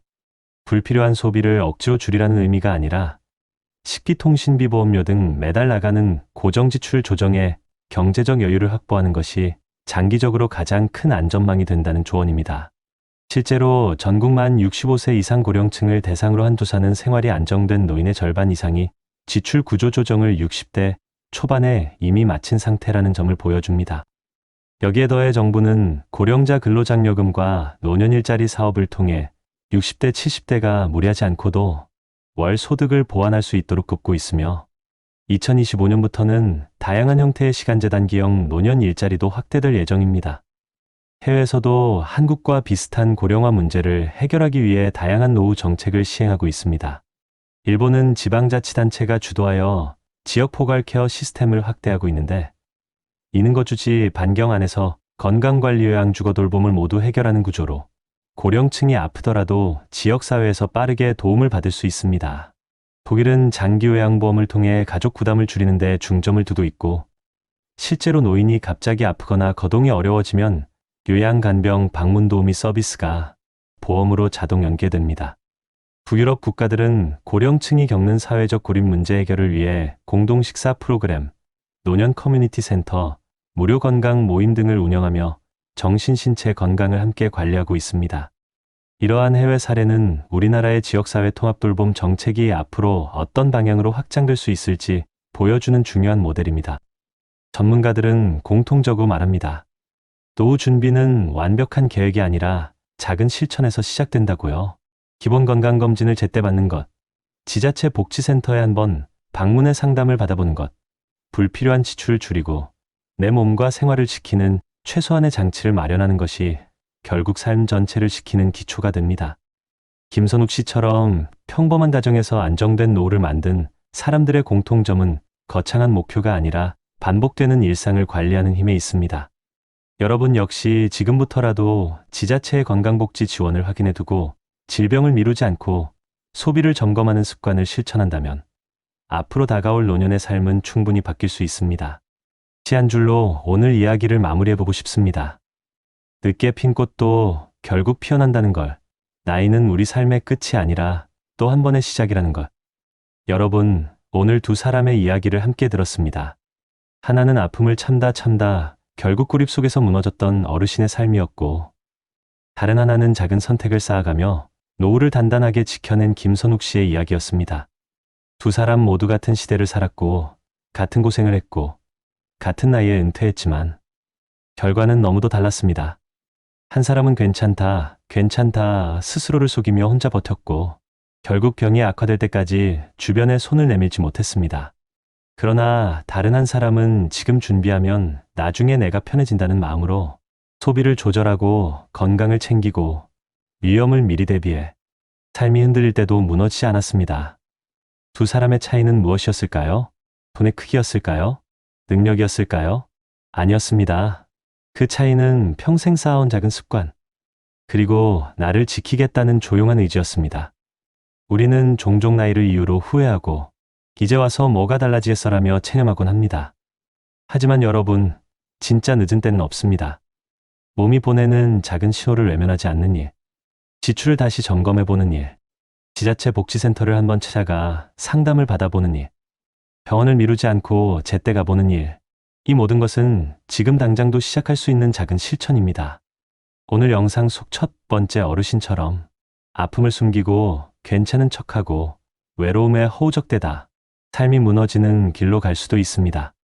하지만 김선욱 씨처럼 작은 습관 하나를 고치고 조금 더 자신을 돌보고 놓쳤던 부분을 다시 채우며 안전한 노후로 들어설 수도 있습니다. 여러분, 우리가 살아온 날보다 앞으로 살아갈 날이 더 짧아졌다는 건 오히려 지금이 가장 중요한 시간이라는 뜻입니다.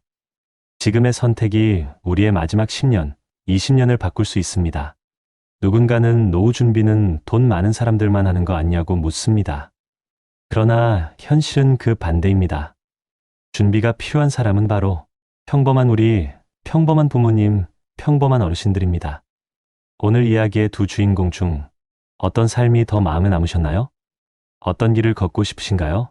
우리 모두는 김선욱 씨처럼 내가 내 삶을 지킨다는 마음으로 노년을 준비할 수 있습니다.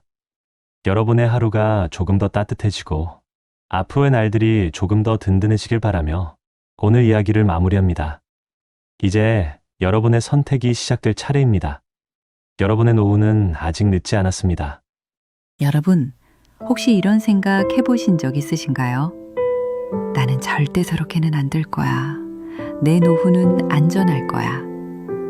하지만 지난주 뉴스에서 충격적인 사례가 나왔습니다. 경기도 남양주에 사는 66세 이종만 씨가 작은 판단 하나 잘못해서 30년 모은 돈과 집까지 모두 잃고 고시원으로 들어가게 된 사건 말입니다. 여러분께 묻겠습니다. 혹시 여러분도 지금 보이지 않는 위험을 놓치고 있는 건 아닐까요? 대부분의 60대, 70대 분들이 설마 내가 라고 생각하다가 공통된 실수로 노후가 한순간에 무너졌습니다. 이미 많은 분들이 뒤늦게 후회하며 같은 말을 합니다. 그때만 알았어도. 그리고 여러분이 이 영상을 끝까지 보지 않는다면 그들이 놓쳤던 그 위험, 여러분도 그대로 밟을지 모릅니다. 오늘 노후를 파괴하는 가장 치명적인 함정을 알려드리겠습니다. 여러분은 한순간의 선택이 평생을 바꾼다는 말을 믿으시나요? 이야기는 강원도 속초 중앙시장 한복판에서 시작됩니다. 겨울바람이 손등을 베어가던 어느 아침, 시장 골목 끝 작은 포장마차 앞에 72세 배춘호 어르신이 혼자 앉아 따끈한 어묵 국물을 홀짝이고 있었습니다. 사장님, 파 한 줌만 더 얹어줘요. 오늘은 좀 춥네요. 춘호 어르신은 뭐 하나를 사도 덤을 꼭 챙겨주는 옛날 방식 그대로 살아오신 분이었습니다. 주인 아주머니가 웃으며 말합니다. 아이고 어르신, 오늘도 혼자 드세요? 예? 뭐 이젠 그러려니 합니다. 말은 태연했지만 목소리는 자꾸만 흐려졌습니다. 작은 스테인리스 그릇 옆엔 오래된 지갑이 놓여 있었는데 그 안에는 낡은 가족사진 한 장이 조용히 얼굴을 내밀고 있었습니다. 흑백빛으로 바랜 사진 속엔 젊은 아내와 갓난아기를 아는 본인의 모습이 담겨 있었습니다. 이제는 모두 떠나고 남지 않은 기억들. 춘호 어르신은 늘 혼자 시장에 와 밥을 먹었습니다. 누군가와 마주 앉아 수다를 나누던 시절은 언제부턴가 먼 옛날 이야기가 되어 있었습니다. 그날도 어김없이 시장을 걷다 휴대전화 화면에 띄워진 미남 요금 안내 문자 하나가 시선을 붙잡았습니다. 또 이게 왜 오지 낸지 얼마 안 된 것 같은데. 어르신은 순간 기시감을 느꼈습니다. 최근 들어 유독 이상한 메시지가 많아졌고 은행에서 걸려온 듯한 전화도 몇 번이나 받았습니다. 그리고 얼마 전부터 자녀들이 연락을 점점 뜸하게 하는 것도 마음에 걸렸습니다. 특히 아들 준호는 예전 같지 않았습니다. 명절이면 찾아오고 제철 과일이라도 사오던 아들이었는데 요즘은 전화를 걸어도 아버지, 나중에 전화 드릴게요라는 말만 남겼습니다. 준호 어르신은 스스로 애써 무시했습니다. 에이, 애들이 바쁘겠지. 다 사정이 있는 거겠지. 하지만 그 무심코 지나친 변화들이 곧 거대한 파도처럼 밀려올 줄은 그는 몰랐습니다. 아버지 잠깐 시간 좀 있으세요? 며칠 뒤 오랜만에 준호가 찾아왔습니다. 얼굴은 유난히 수척했고 말투엔 어디선가 불안이 스며 있었습니다. 준호야, 웬일이냐? 얼굴이 안 좋아 보인다. 아버지, 저 좀 급하게 상의 드릴 게 있어서요. 준호는 거실에 앉자마자 손을 떨며 말을 꺼냈습니다. 아버지, 요즘 사업이 생각처럼 안 돼서 은행에서 대출 더 못 내준대요. 근데 아버지 집이 담보로 잡히면 제가 한 번만 다시 일어설 수 있을 것 같아서요. 그 말이 떨어지는 순간 준호 어르신의 손등이 순간적으로 굳어졌습니다. 집을 담보로? 준호는 시선을 회피하며 말했습니다. 아버지, 제 상황 아시잖아요. 한 번만 도와주세요. 이게 정말 마지막입니다. 그 말은 어디서 많이 들은 문장 같았습니다. 수십 년 전 친구에게 보증을 잘못 써줬다가 평생 고생했던 기억이 파도처럼 되살아났습니다. 그때 아내가 울먹이며 했던 말도 떠올랐습니다. 그게 최선입니까? 우리 가족을 지킬 최선이 그거냐고요. 준호 어르신은 가슴이 서늘해졌습니다. 준호야, 아버지가 이제 가진 거라곤 이 집 한 채뿐이다. 아버지가 여기서 나가면 달 데가 없다. 준호는 답답하다는 등 목소리를 높였습니다. 아버지, 지금 그런 말씀하실 때가 아니에요. 제가 망하면 우리 가족도 다 끝이에요. 순간 어르신의 마음속에 깊게 묻어두었던 외로움과 두려움이 한꺼번에 조여들기 시작했습니다. 집 한 구석에 놓여있던 흑백 사진 속 어린 준호가 떠올랐습니다. 아버지, 나 이거 사줘. 그래. 우리 아들 먹고 싶은 거 다 먹어라. 그 시절 준호는 아버지 손만 잡아도 웃던 아이였습니다. 하지만 지금 눈앞의 준호는 더 이상 그때의 준호가 아니었습니다. 아버지, 진짜 마지막이에요. 저 정말 이러고 싶지 않아요. 준호의 두 눈이 붉게 물들고 손끝이 떨렸습니다. 그 모습은 분명 절박해 보였지만 그 뒤에 숨어있는 어떤 그림자 같은 표정이 어르신을 불안하게 만들었습니다. 그 순간 거실 탁자 위에 놓여있던 어르신의 낡은 지갑이 눈에 들어왔습니다. 지갑 속 가족 사진은 햇빛에 발에 멀어지고 있었고 그 사진을 보며 어르신은 낮게 중얼거렸습니다. 준호야, 아버지한테 이 집은 추억이고 마지막 남은 자리다.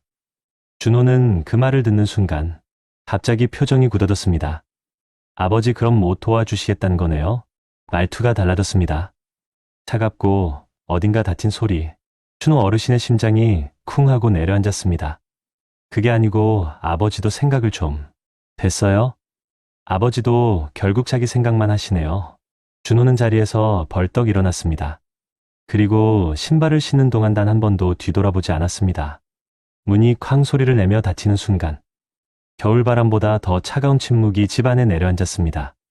준호 어르신은 혼자 거실에 앉아 떨어진 파 한 조각을 바라보며 속삭였습니다. 이게 정말 최선입니까, 준호야? 그리고 그날 밤 어르신의 휴대전화에 한 통의 문자 메시지가 도착했습니다. 어르신, 대출 관련해 상담 도와드릴게요. 땡땡 은행 부지점장입니다. 전화 부탁드립니다.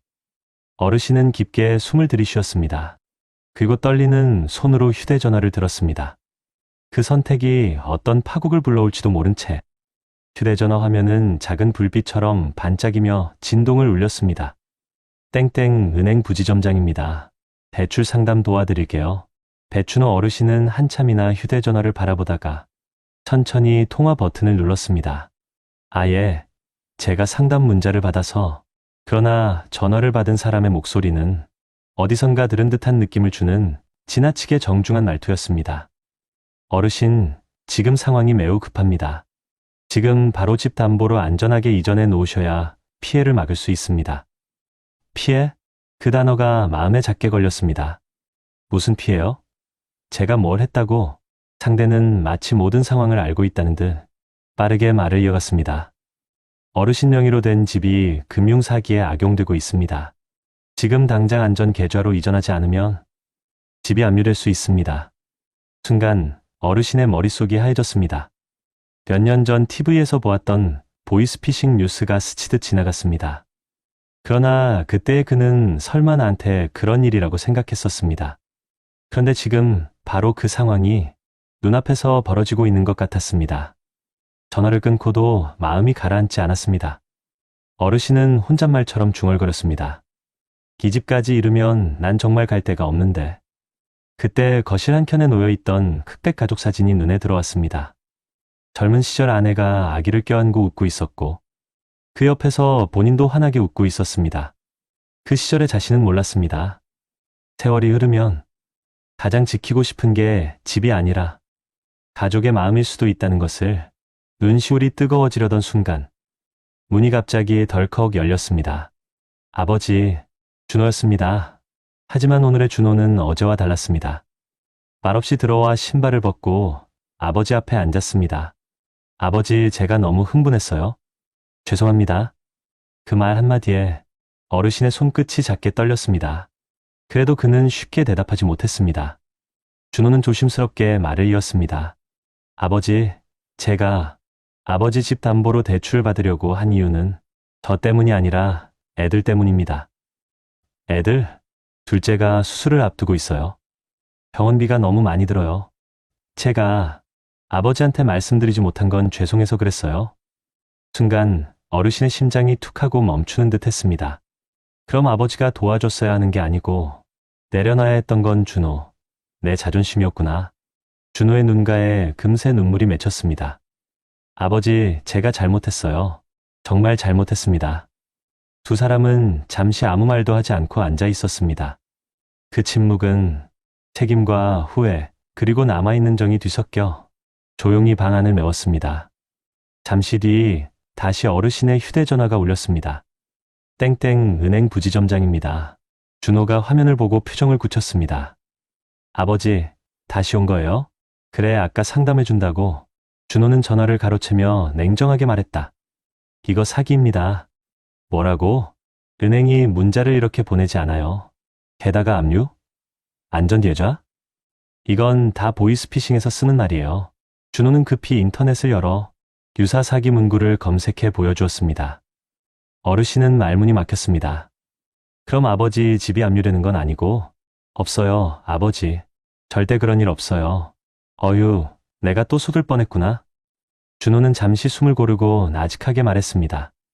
아버지, 제가 아버지한테 도움을 청한 건 잘못이지만 그렇다고 아버지까지 이런 위험에 노출되는 건 저 진짜 너무 무섭습니다. 그 말은 아버지를 향한 걱정이 담긴 아주 오랜만에 듣는 아들의 진짜 목소리였습니다. 좌우명이었던 아내의 마지막 말이 어르신의 마음을 꿰뚫고 지나갔습니다. 그게 최선입니까? 아내는 늘 말하곤 했습니다. 가정은 함께 지키는 것이지 누가 혼자 희생한다고 지켜지는 것이 아니라고. 그 순간 준호 어르신의 눈이 흔들렸습니다. 준호야. 준호는 고개를 들었습니다. 눈가가 젖어 있었습니다. 아버지가 도와주지 않겠다는 게 아니다. 다만 이 집은 아버지의 마지막 자리다. 너희들도 언젠가는 돌아올 자리고. 준호의 눈물이 뚝 떨어졌습니다. 아버지, 저도 아버지 잃고 싶지 않아요. 두 사람 사이에 그동안 쌓여있던 오해와 서운함이 조금씩 녹아내리기 시작했습니다. 그러나 모든 감정이 정리되고 나려는 찰나 문 밖에서 갑자기 택배 상자가 쿵 떨어지는 소리가 났습니다. 준호가 문을 열고 상자를 집어왔는데 보낸 사람은 없고 주소만 적혀 있었습니다. 배춘호님 귀하 긴급 문서 동봉. 두 사람은 서로를 바라보았습니다. 아버지, 이건 뭐예요? 나도 모르겠다. 긴장감이 방 안을 다시 감싸기 시작했습니다. 그리고 어르신은 떨리는 손으로 상자의 테이프를 천천히 뜯었습니다. 상자 안에는 한 장의 봉투와 정체를 알 수 없는 서류 뭉치가 들어 있었습니다. 준호가 삼킨 침이 방 안에 크게 울릴 만큼 숨죽인 순간 어르신은 봉투를 천천히 열었습니다. 그리고 그 안에 든 문서를 보는 순간 두 사람의 얼굴이 동시에 굳어졌습니다. 문서 상단에는 부동산 채권 담보권 설정 신청서 라는 글자가 선명하게 찍혀 있었습니다. 준호 어르신의 손에서 종이가 힘없이 떨어졌습니다. 준호야, 이건 또 무슨 일인 거냐? 준호는 충격에 얼어붙은 얼굴로 천천히 고개를 들었습니다. 그의 입술이 바로 무너져 내릴 듯 떨리고 있었습니다. 아, 아버지, 이거 제가 낸 게 아니에요. 그 말이 떨어지자마자 집 안의 공기는 돌처럼 무거워졌습니다. 문서가 바닥에 떨어지는 소리 뒤로 정적이 칼처럼 방 안을 가르고 흘렀습니다. 부동산 채권 담보권 설정 신청서. 준호 어르신의 손끝이 떨렸습니다. 준호는 천천히 문서를 주워들고 한 글자씩 확인하듯 읽었습니다. 아버지, 이거 신청한 사람 아버지도 아니고 저도 아니에요. 문서 하단에는 도무지 본 적 없는 대부업자의 이름이 적혀 있었습니다. 이게 어떻게 우리 집 주소로 온 거냐? 준호는 서류를 넘기며 얼굴이 점점 하얗게 질렸습니다. 아버지, 잠깐만요. 이름이 여기 적힌 게 우리랑 아무 상관도 없는 사람인데 아버지 주민번호랑 주소만 그대로 적혀 있어요. 그 말은 집 앞까지 찾아온 그림자 같은 불길함을 눈앞에서 실체로 만들어버렸습니다. 준호 어르신의 입술이 마르게 떨렸습니다. 준호야, 아버지 며칠 전에 이상한 전화를 받았다. 은행이라고 압류된다고 안전계좌로 옮기라고. 준호의 눈이 크게 흔들렸습니다. 아버지, 설마 그 사람들한테 주민번호 말한 적 있어요? 잠시의 침묵. 그리고 깊은 한숨. 응. 준호는 손으로 얼굴을 감싸주었습니다. 아버지, 그 사람들, 아버지 개인정보를 완전히 가져간 겁니다. 그 말은 한겨울보다 더 날카로운 공포로 준호 어르신의 마음을 덮쳐왔습니다. 준호는 급히 스마트폰을 꺼내 들었습니다. 아버지, 지금 바로 경찰에 신고해야 해요. 이미 누가 아버지 명의로 돈을 빌리려고 했을 수도 있어요. 하지만 그 말이 끝나기도 전에 보어락이 갑자기 삐빅 소리를 내며 외부 충격을 감지했습니다. 준호가 바짝 긴장했습니다. 누구지? 문 밖에서 낯선 남자의 낮고 굵은 목소리가 들렸습니다. 택배 왔습니다. 그 말투엔 기묘한 경직이 있었습니다. 준호는 조심스레 다가가 문 옆에 설치된 CCTV 화면을 확인했습니다. 화면 속 남자는 택배기사가 아니었습니다. 검은 점퍼에 모자를 깊게 눌러쓴 낯선 남자. 손엔 아무 상자도 들려있지 않았습니다. 준호의 호흡이 빨라졌습니다. 아버지, 이 사람 집 주소 알고 찾아온 거예요. 준호 어르신은 다리에 힘이 풀려 주저앉을 뻔했습니다. 이제야 모든 게 이어졌습니다. 이상한 문자들, 전화를 가장한 상담, 오늘 도착한 서류, 그리고 지금 문 앞에 남자까지 아버지 집 노린 겁니다.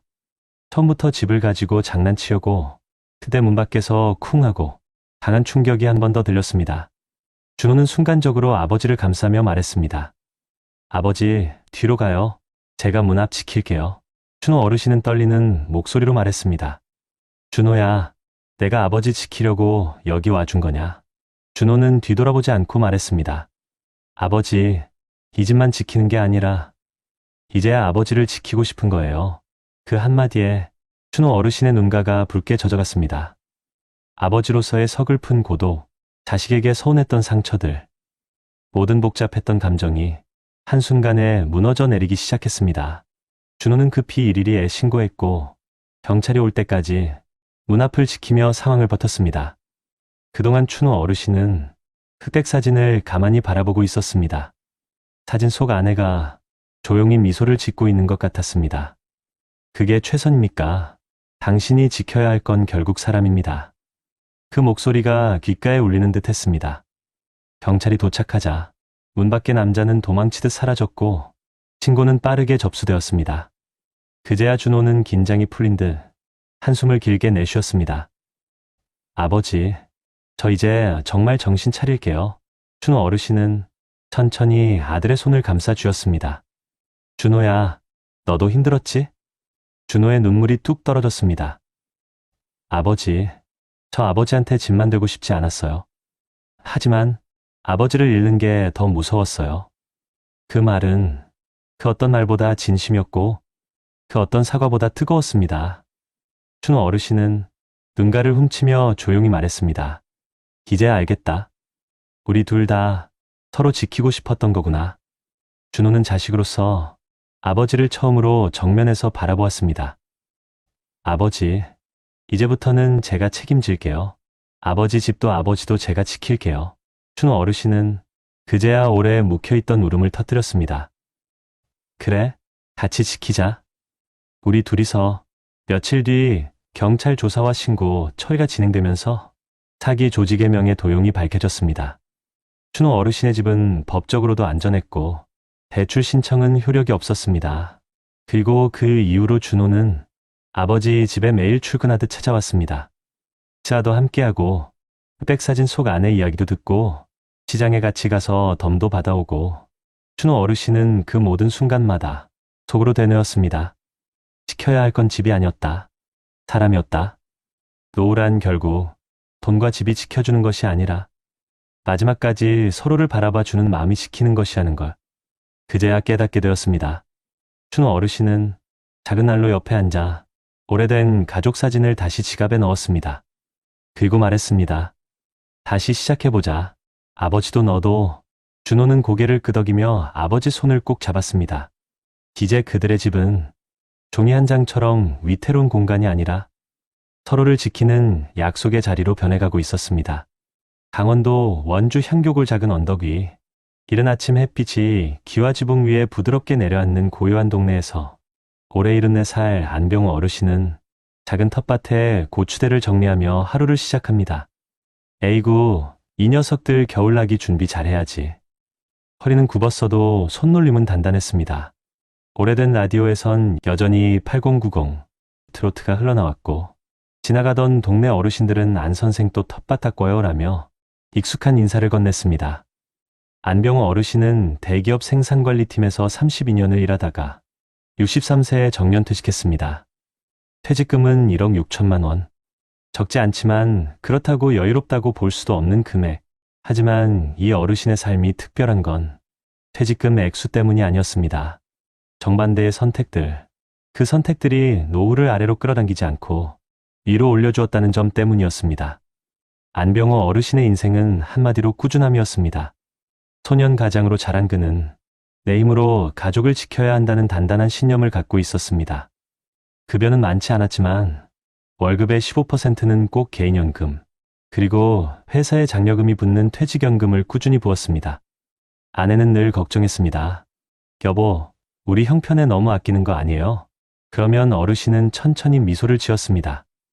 이건 지금 쓰는 게 아니고 나중에 당신이랑 편히 살라고 모으는 거지. 그 말은 허풍이 아니었습니다. 아내는 남편의 꾸준함을 믿었고 자녀들도 어려서부터 부모의 절약하는 모습을 보며 자랐습니다. 안병호 어르신의 삶은 겉으로 보기엔 모나지 않았습니다. 하지만 2020년대 초반 한국을 뒤흔든 경제 불안과 금리 폭등은 어르신의 집에도 영향을 미쳤습니다. 특히 퇴직 후 두 번째 해 회사 후배였던 장 부장이 찾아와 이런 말을 했습니다. 형님, 퇴직금 굴려야지. 지금 이 펀드 월 2%는 기본으로 줘요. 형님 노후 제가 책임집니다. 병 어르신은 순간 귀가 솔깃했습니다.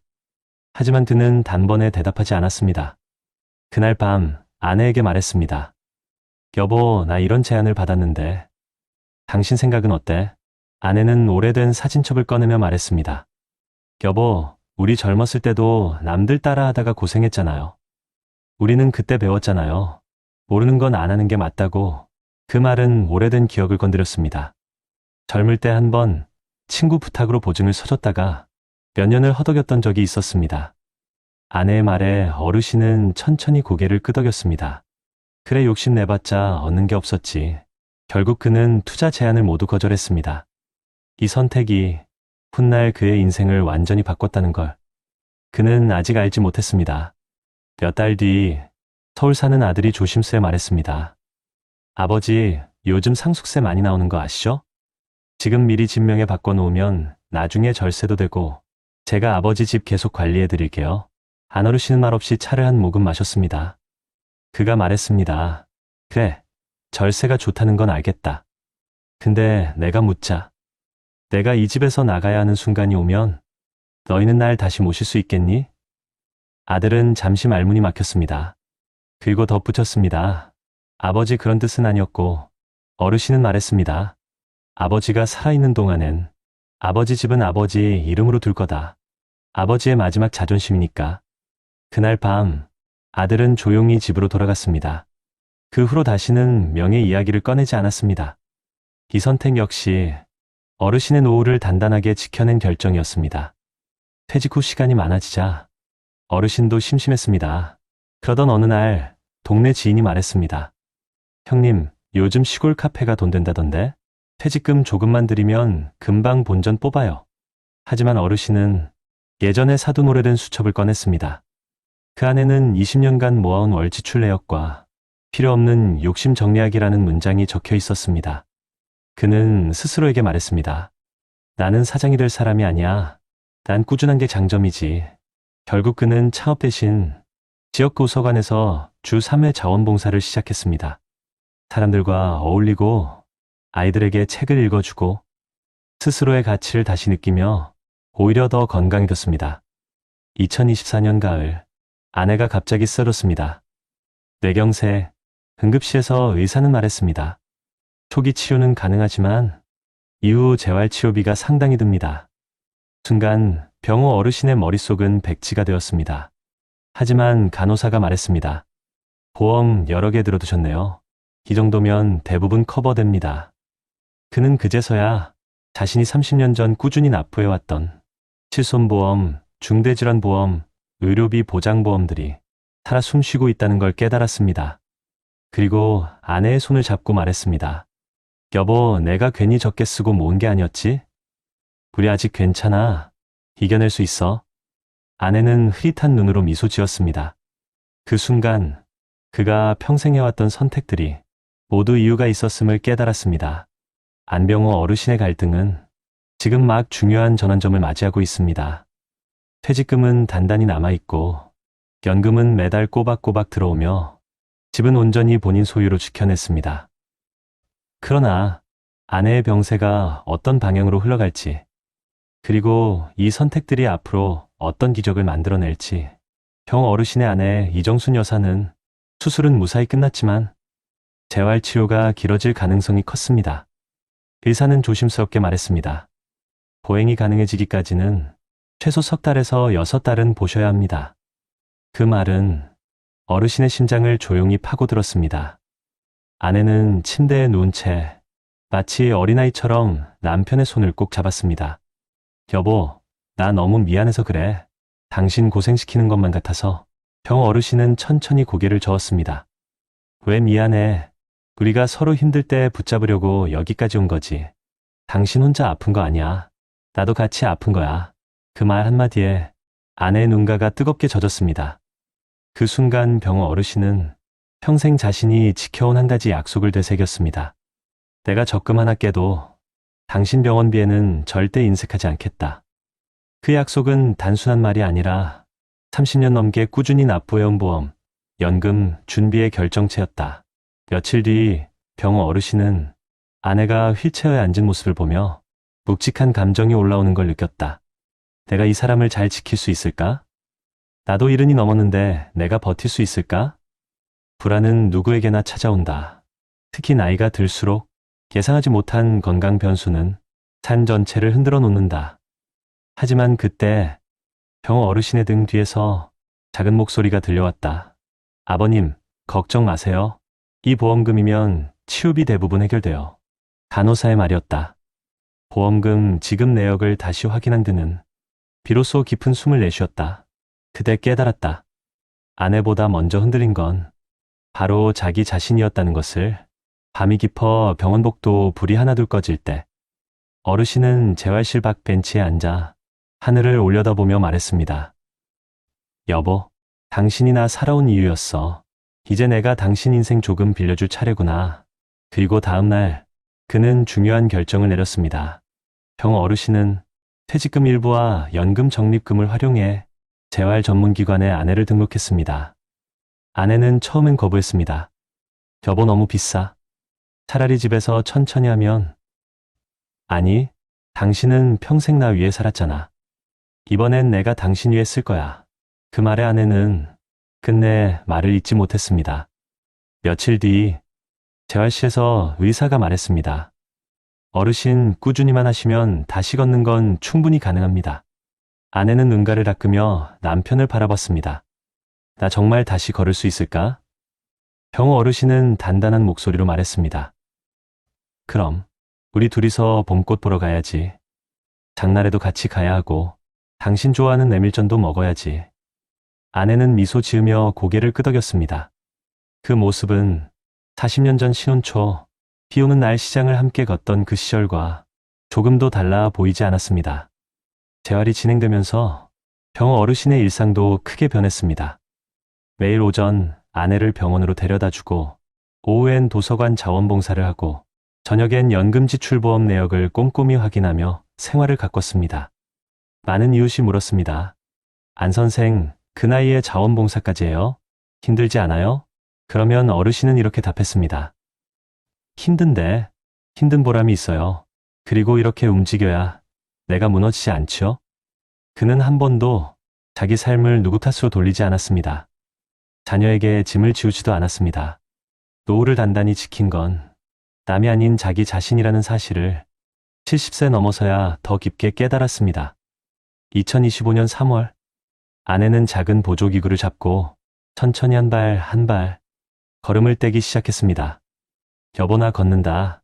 병 어르신은 눈물이 고인 눈으로 아내를 바라보며 말했습니다. 그래, 내가 그러랬잖아. 우리 봄꽃 보러 가야 한다고. 그 모습은 누가 보아도 서로를 오랫동안 지켜온 부부의 아름다운 결실 그 자체였습니다. 그리고 그 순간 병 어르신은 속으로 되뇌었습니다. 이게 내가 평생 아껴온 이유였구나. 퇴직금도, 연금도, 보험도, 신명의를 지켜온 것도 결국 지금 이 순간을 위해 존재했던 것이었습니다. 시청자들도 이 장면을 보며 문득 이렇게 느낄 것입니다. 남 얘기 같지 않다. 나도 저렇게 준비해야 한다. 집을 지키고, 연금을 꾸준히 쌓고, 보험을 제때 준비하고, 자녀에게 휘둘리지 않고, 위험한 투자에 흔들리지 않으며, 나와 배우자를 위한 삶을 지켜낸 사람.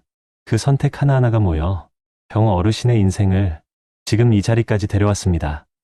그리고 마지막으로 병 어르신은 아내의 손을 꼭 잡고 말했습니다. 여보, 우리 아직 끝난 거 아니야. 앞으로가 더 중요해. 그 말에 아내는 조용히 웃으며 대답했습니다. 당신 덕분에 내 노후가 참 따뜻하네. 우리나라의 고령층 노후 준비 실태를 보면 65세 이상 노인의 상대적 빈곤율이 최근 기준 약 38%를 넘는 것으로 나타납니다. 이는 노인 10명 중 거의 4명이 중위소득의 절반 이하로 살아가고 있다는 의미이며 선진국들 가운데에서도 매우 높은 수준으로 평가됩니다. 처분 가능 소득을 기준으로 한 노인 빈곤율 역시 최근 몇 년간 다소 낮아졌다고는 하지만 여전히 높은 수치를 기록하고 있고 많은 전문가들은 이 수치가 구조적 문제에 가깝다고 설명합니다. 또한 가까운 시기인 2025년에는 우리나라 전체 인구 중 65세 이상 비중이 20%를 넘어설 것으로 예측되고 있습니다. 고령화 속도가 빠르게 진행되는 만큼 노후 준비가 부족한 고령층이 겪게 될 위험 역시 더욱 커질 수 있다는 지적이 이어집니다. 실제로 연금과 보험, 저축이 균형 있게 갖추어지지 않은 경우가 많아 은퇴 이후 생활비, 의료비, 주거비 부담이 한꺼번에 몰리는 경우가 쉽게 발생하고 있습니다. 특히 집 한 채만 보유한 상태에서 유동성이 부족할 때 병원비나 자녀 지원 등이 생기면 충격이 훨씬 커진다는 연구 결과도 여러 차례 제시되었습니다. 연령대별로도 차이가 확연합니다. 75세 이상 후기 고령층의 빈곤율은 70대 초반보다 훨씬 높은 수준을 기록하고 있는데 이는 나이가 들수록 근로소득이 완전히 끊기고 연금 외에는 소득원이 줄어드는 현실을 반영합니다. 또 의료비 지출이 급격히 늘어나는 시기와 맞물리며 빈곤 위험이 더욱 커진다고 분석됩니다. 해외 연구에서도 노인 빈곤을 단순히 소득의 문제가 아니라 자산 구조, 건강 상태, 사회적 관계망 등 여러 요소가 복합적으로 작용한 결과라고 보고 있습니다. 특히 퇴직 이후 연금이나 보험 가입이 되어 있지 않은 고령층일수록 생활비 충격에 취약해지며 한번 가난에 빠지면 다시 회복하기 어렵다는 의견이 반복해서 제시되고 있습니다. 이러한 다양한 통계와 연구들은 하나의 사실을 공통적으로 말하고 있습니다. 퇴직금이나 집이 조금 있다고 해서 절대로 노후가 안전해지지 않는다는 점입니다. 연금이 없는 상태, 보험이 없는 상태, 저축이 끊긴 상태, 그리고 자녀에게 재정적으로 의존하는 구조 등은 언제든지 노후 빈곤으로 이어질 위험을 안고 있습니다. 특히 최근 한국의 금리 변화, 부동산 시장 불안, 의료비 상승 같은 경제 상황을 고려하면 은퇴 뒤의 생활은 생각보다 훨씬 빠르게 위태로워질 수 있습니다. 결국 노후를 안정적으로 보내기 위해서는 단순히 한두 가지가 아니라 소득, 자산, 건강, 가족 관계 같은 여러 요소를 균형 있게 준비해두는 것이 중요하다는 결론으로 이어집니다. 지금 나타나고 있는 통계들은 준비가 부족한 노인일수록 가난해질 확률이 매우 높다는 것을 보여주고 있으며 철저한 대비가 필요하다는 사실을 다시 한번 확인하게 합니다. 우리 사회가 급속한 고령화 속에서 겪고 있는 문제들을 해결하기 위해 전문가들은 무엇보다 준비된 노후 시스템이 필요하다고 강조합니다. 단순한 저축이나 집 한 채로는 노후를 지키기 어렵고 공적 제도, 지역 돌봄, 민간 보장 체계를 함께 활용해야 한다는 의견입니다. 실제로 대한민국 정부는 이미 여러 제도를 확대하며 고령층의 빈곤과 건강 문제를 완화하기 위한 정책을 강화하고 있습니다. 대표적으로 기초연금 제도는 일정 소득 이하의 만 65세 이상 어르신들에게 월 최대 40만 원대의 연금을 지급해 노후 최소 소득을 보장하고 있으며 국민건강보험의 장기요양보험은 치매, 뇌졸중 등 돌봄이 필요한 어르신에게 재가시설 서비스를 제공해 가족 돌봄 부담을 줄이고 있습니다. 또한 각 지자체는 어르신들이 지역사회에서 계속 생활할 수 있도록 지역사회 통합돌봄 정책을 확대 중인데 일부 시군구에서는 식사 배달, 주거환경 개선, 방문간호, 방문재활, 안전 모니터링 등을 직접 제공하며 장애나 질병으로 거동이 불편해진 어르신의 일상을 돕고 있습니다. 서울시는 어르신 돌봄 SOS 사업을 통해 긴급 돌봄, 의료 연계, 단기 방문 지원 등을 제공하고 있고, 경기도는 경기형 기초보장 제도로 중위소득 기준에 걸려 복지 혜택을 받지 못했던 가구를 추가 지원해 사각지대를 줄이고 있습니다. 이런 제도는 돌봄 소득 건강이라는 세 요소가 연결되어 있다는 점을 반영한 정책으로 평가됩니다. 또한 노인 일자리 문제가 빈곤과 고립을 동시에 유발하는 만큼 정부는 노인 일자리 사업을 통해 만 65세 이상 어르신에게 공익활동 사회 서비스 민간 일자리 등을 제공하고 있고, 실제로 참여한 어르신들이 소득 증가뿐 아니라 외로움 우울감이 완화되는 효과가 있다는 보고도 있습니다. 한편 전문가들은 개인이 준비할 수 있는 방법으로 퇴직연금의 안정적 운용, 최소 한개 이상의 보장성 보험 유지, 긴급생활자금 확보, 의료침해 대비 자산계획 등을 실천적 전략으로 추천하고 있습니다. 특히 노후의 가장 큰 변수는 소득이 아니라 건강이라는 분석이 반복되면서 질병사고 재활 비용을 대비한 보장 체계가 필수라는 의견이 지배적입니다. 해외에서도 우리나라와 유사한 문제를 해결하기 위해 다양한 법과 정책을 시행하고 있는데, 일본은 우리보다 먼저 초고령 사회에 진입하면서 지역 포괄케어 시스템을 전국 단위로 운영해 어르신이 병원 돌봄 주거 생활 지원 서비스를 한 지역에서 통합적으로 받을 수 있게 만들었습니다. 독일은 장기요양보험 제도를 통해 정부가 일정 부분 비용을 직접 부담하고 본의무담금을 낮춰 돌봄 비용으로 가계가 무너지는 위험을 줄였습니다. 북유럽 국가들은 노인 주거복지를 강화해 소득이 낮아도 주거환경과 사회 서비스를 제공받을 수 있도록 법으로 권리를 보장하고 있습니다. 이런 해외 사례가 말해주는 공통점은 노후는 개인의 책임이 아니라 사회가 함께 만들어야 하는 구조라는 사실입니다. 결국 우리나라에서도 개인의 준비와 함께 공적제도 지자체 지원 주거복지 건강보험 체계가 결합되어야 안정적인 노후가 가능합니다. 오늘 이야기 속 사례처럼 위험한 투자에 흔들리지 않고 연금과 보험을 기본 장치로 가져가며 지역의 돌봄 제도와 공적 지원을 적극 활용하는 것은 60대, 70대 이후 삶의 질을 지키는 가장 현실적인 전략입니다. 지금 우리의 선택이 노후의 방향을 결정합니다. 불안에 휘둘리기보다 제도를 바로 알고 활용하는 것, 그리고 작은 준비라도 꾸준히 시행하는 것이 결국 가장 큰 차이를 만드는 길입니다. 한 줄이 떠오릅니다. 한 사람의 인생은 마지막 계절에 가장 진한 빛을 품는다. 오늘 우리가 함께 들여다본 두 사람의 삶은 겉으로는 비슷해 보이지만 그들이 선택한 길은 완전히 달랐습니다. 누군가는 순간의 판단, 자녀를 위한 희생, 두려움과 외로움 속에서 삶이 무너지는 경험을 했습니다.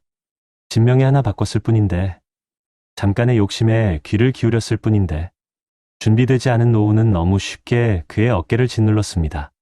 그가 울었던 것은 돈 때문이 아니라 내가 이렇게 될 줄 몰랐다는 깊은 자책 때문이었죠. 반대로 또 한 사람, 안병호 어르신은 평생의 작은 성실로 자신과 아내를 지켜냈습니다. 한 푼, 두 푼 아껴 넣었던 연금이 아내의 재활을 붙잡아 주었고, 욕심부리지 않겠다는 그 다짐이 집과 가족을 지켰습니다. 늦은 밤 병원 복도에서 아내의 손을 잡고 우리 아직 끝난 거 아니야 라고 말하던 그 순간, 그의 노후는 빛나는 계절을 맞이하고 있었습니다.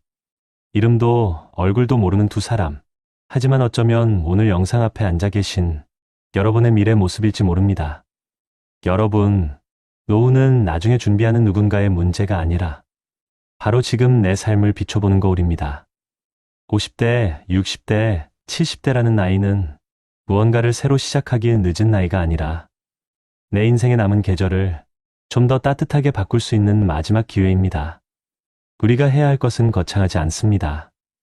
내가 가진 자산을 정직하게 들여다보고 씨앗처럼 조금씩 모아둔 연금을 지키고 아플 때를 대비해 보험 하나 챙겨두고 집을 지키기 위해 섣부른 명예 변경을 피하고 나를 돌보지 않는 관계에 흔들리지 않으며 나의 노후를 남에게 맡기지 않는 것, 그리고 가장 중요한 것, 나 자신을 챙기는 일을 미루지 않는 것. 여러분, 과거의 선택이 지금의 우리를 만들었다면 지금의 선택은 앞으로의 우리를 지켜줄 것입니다. 힘들어도, 지쳤어도, 누구에게도 말 못할 걱정이 있어도 괜찮습니다. 오늘 마음 한켠에서 작은 결심이 일어났다면 그것만으로 이미 당신의 삶은 조금 더 나은 방향으로 움직이기 시작한 겁니다. 영상 속 두 사람처럼 삶은 언제든 갈라지지만 어떤 길을 걷느냐는 우리가 선택할 수 있습니다. 부디 여러분의 남은 계절이 뒤늦은 후회가 아닌 따뜻한 평안과 존중으로 채워지길 바랍니다. 그리고 오늘 이 영상을 보신 모든 분들이 스스로의 삶을 지킬 힘을 다시 찾으시길 바랍니다. 여러분의 마지막 계절은 아직 피지도 않은 꽃 한 송이처럼 충분히 아름다울 수 있습니다. 오늘도 여러분의 용기와 내일을 응원합니다. 고생 많으셨습니다. 감사합니다.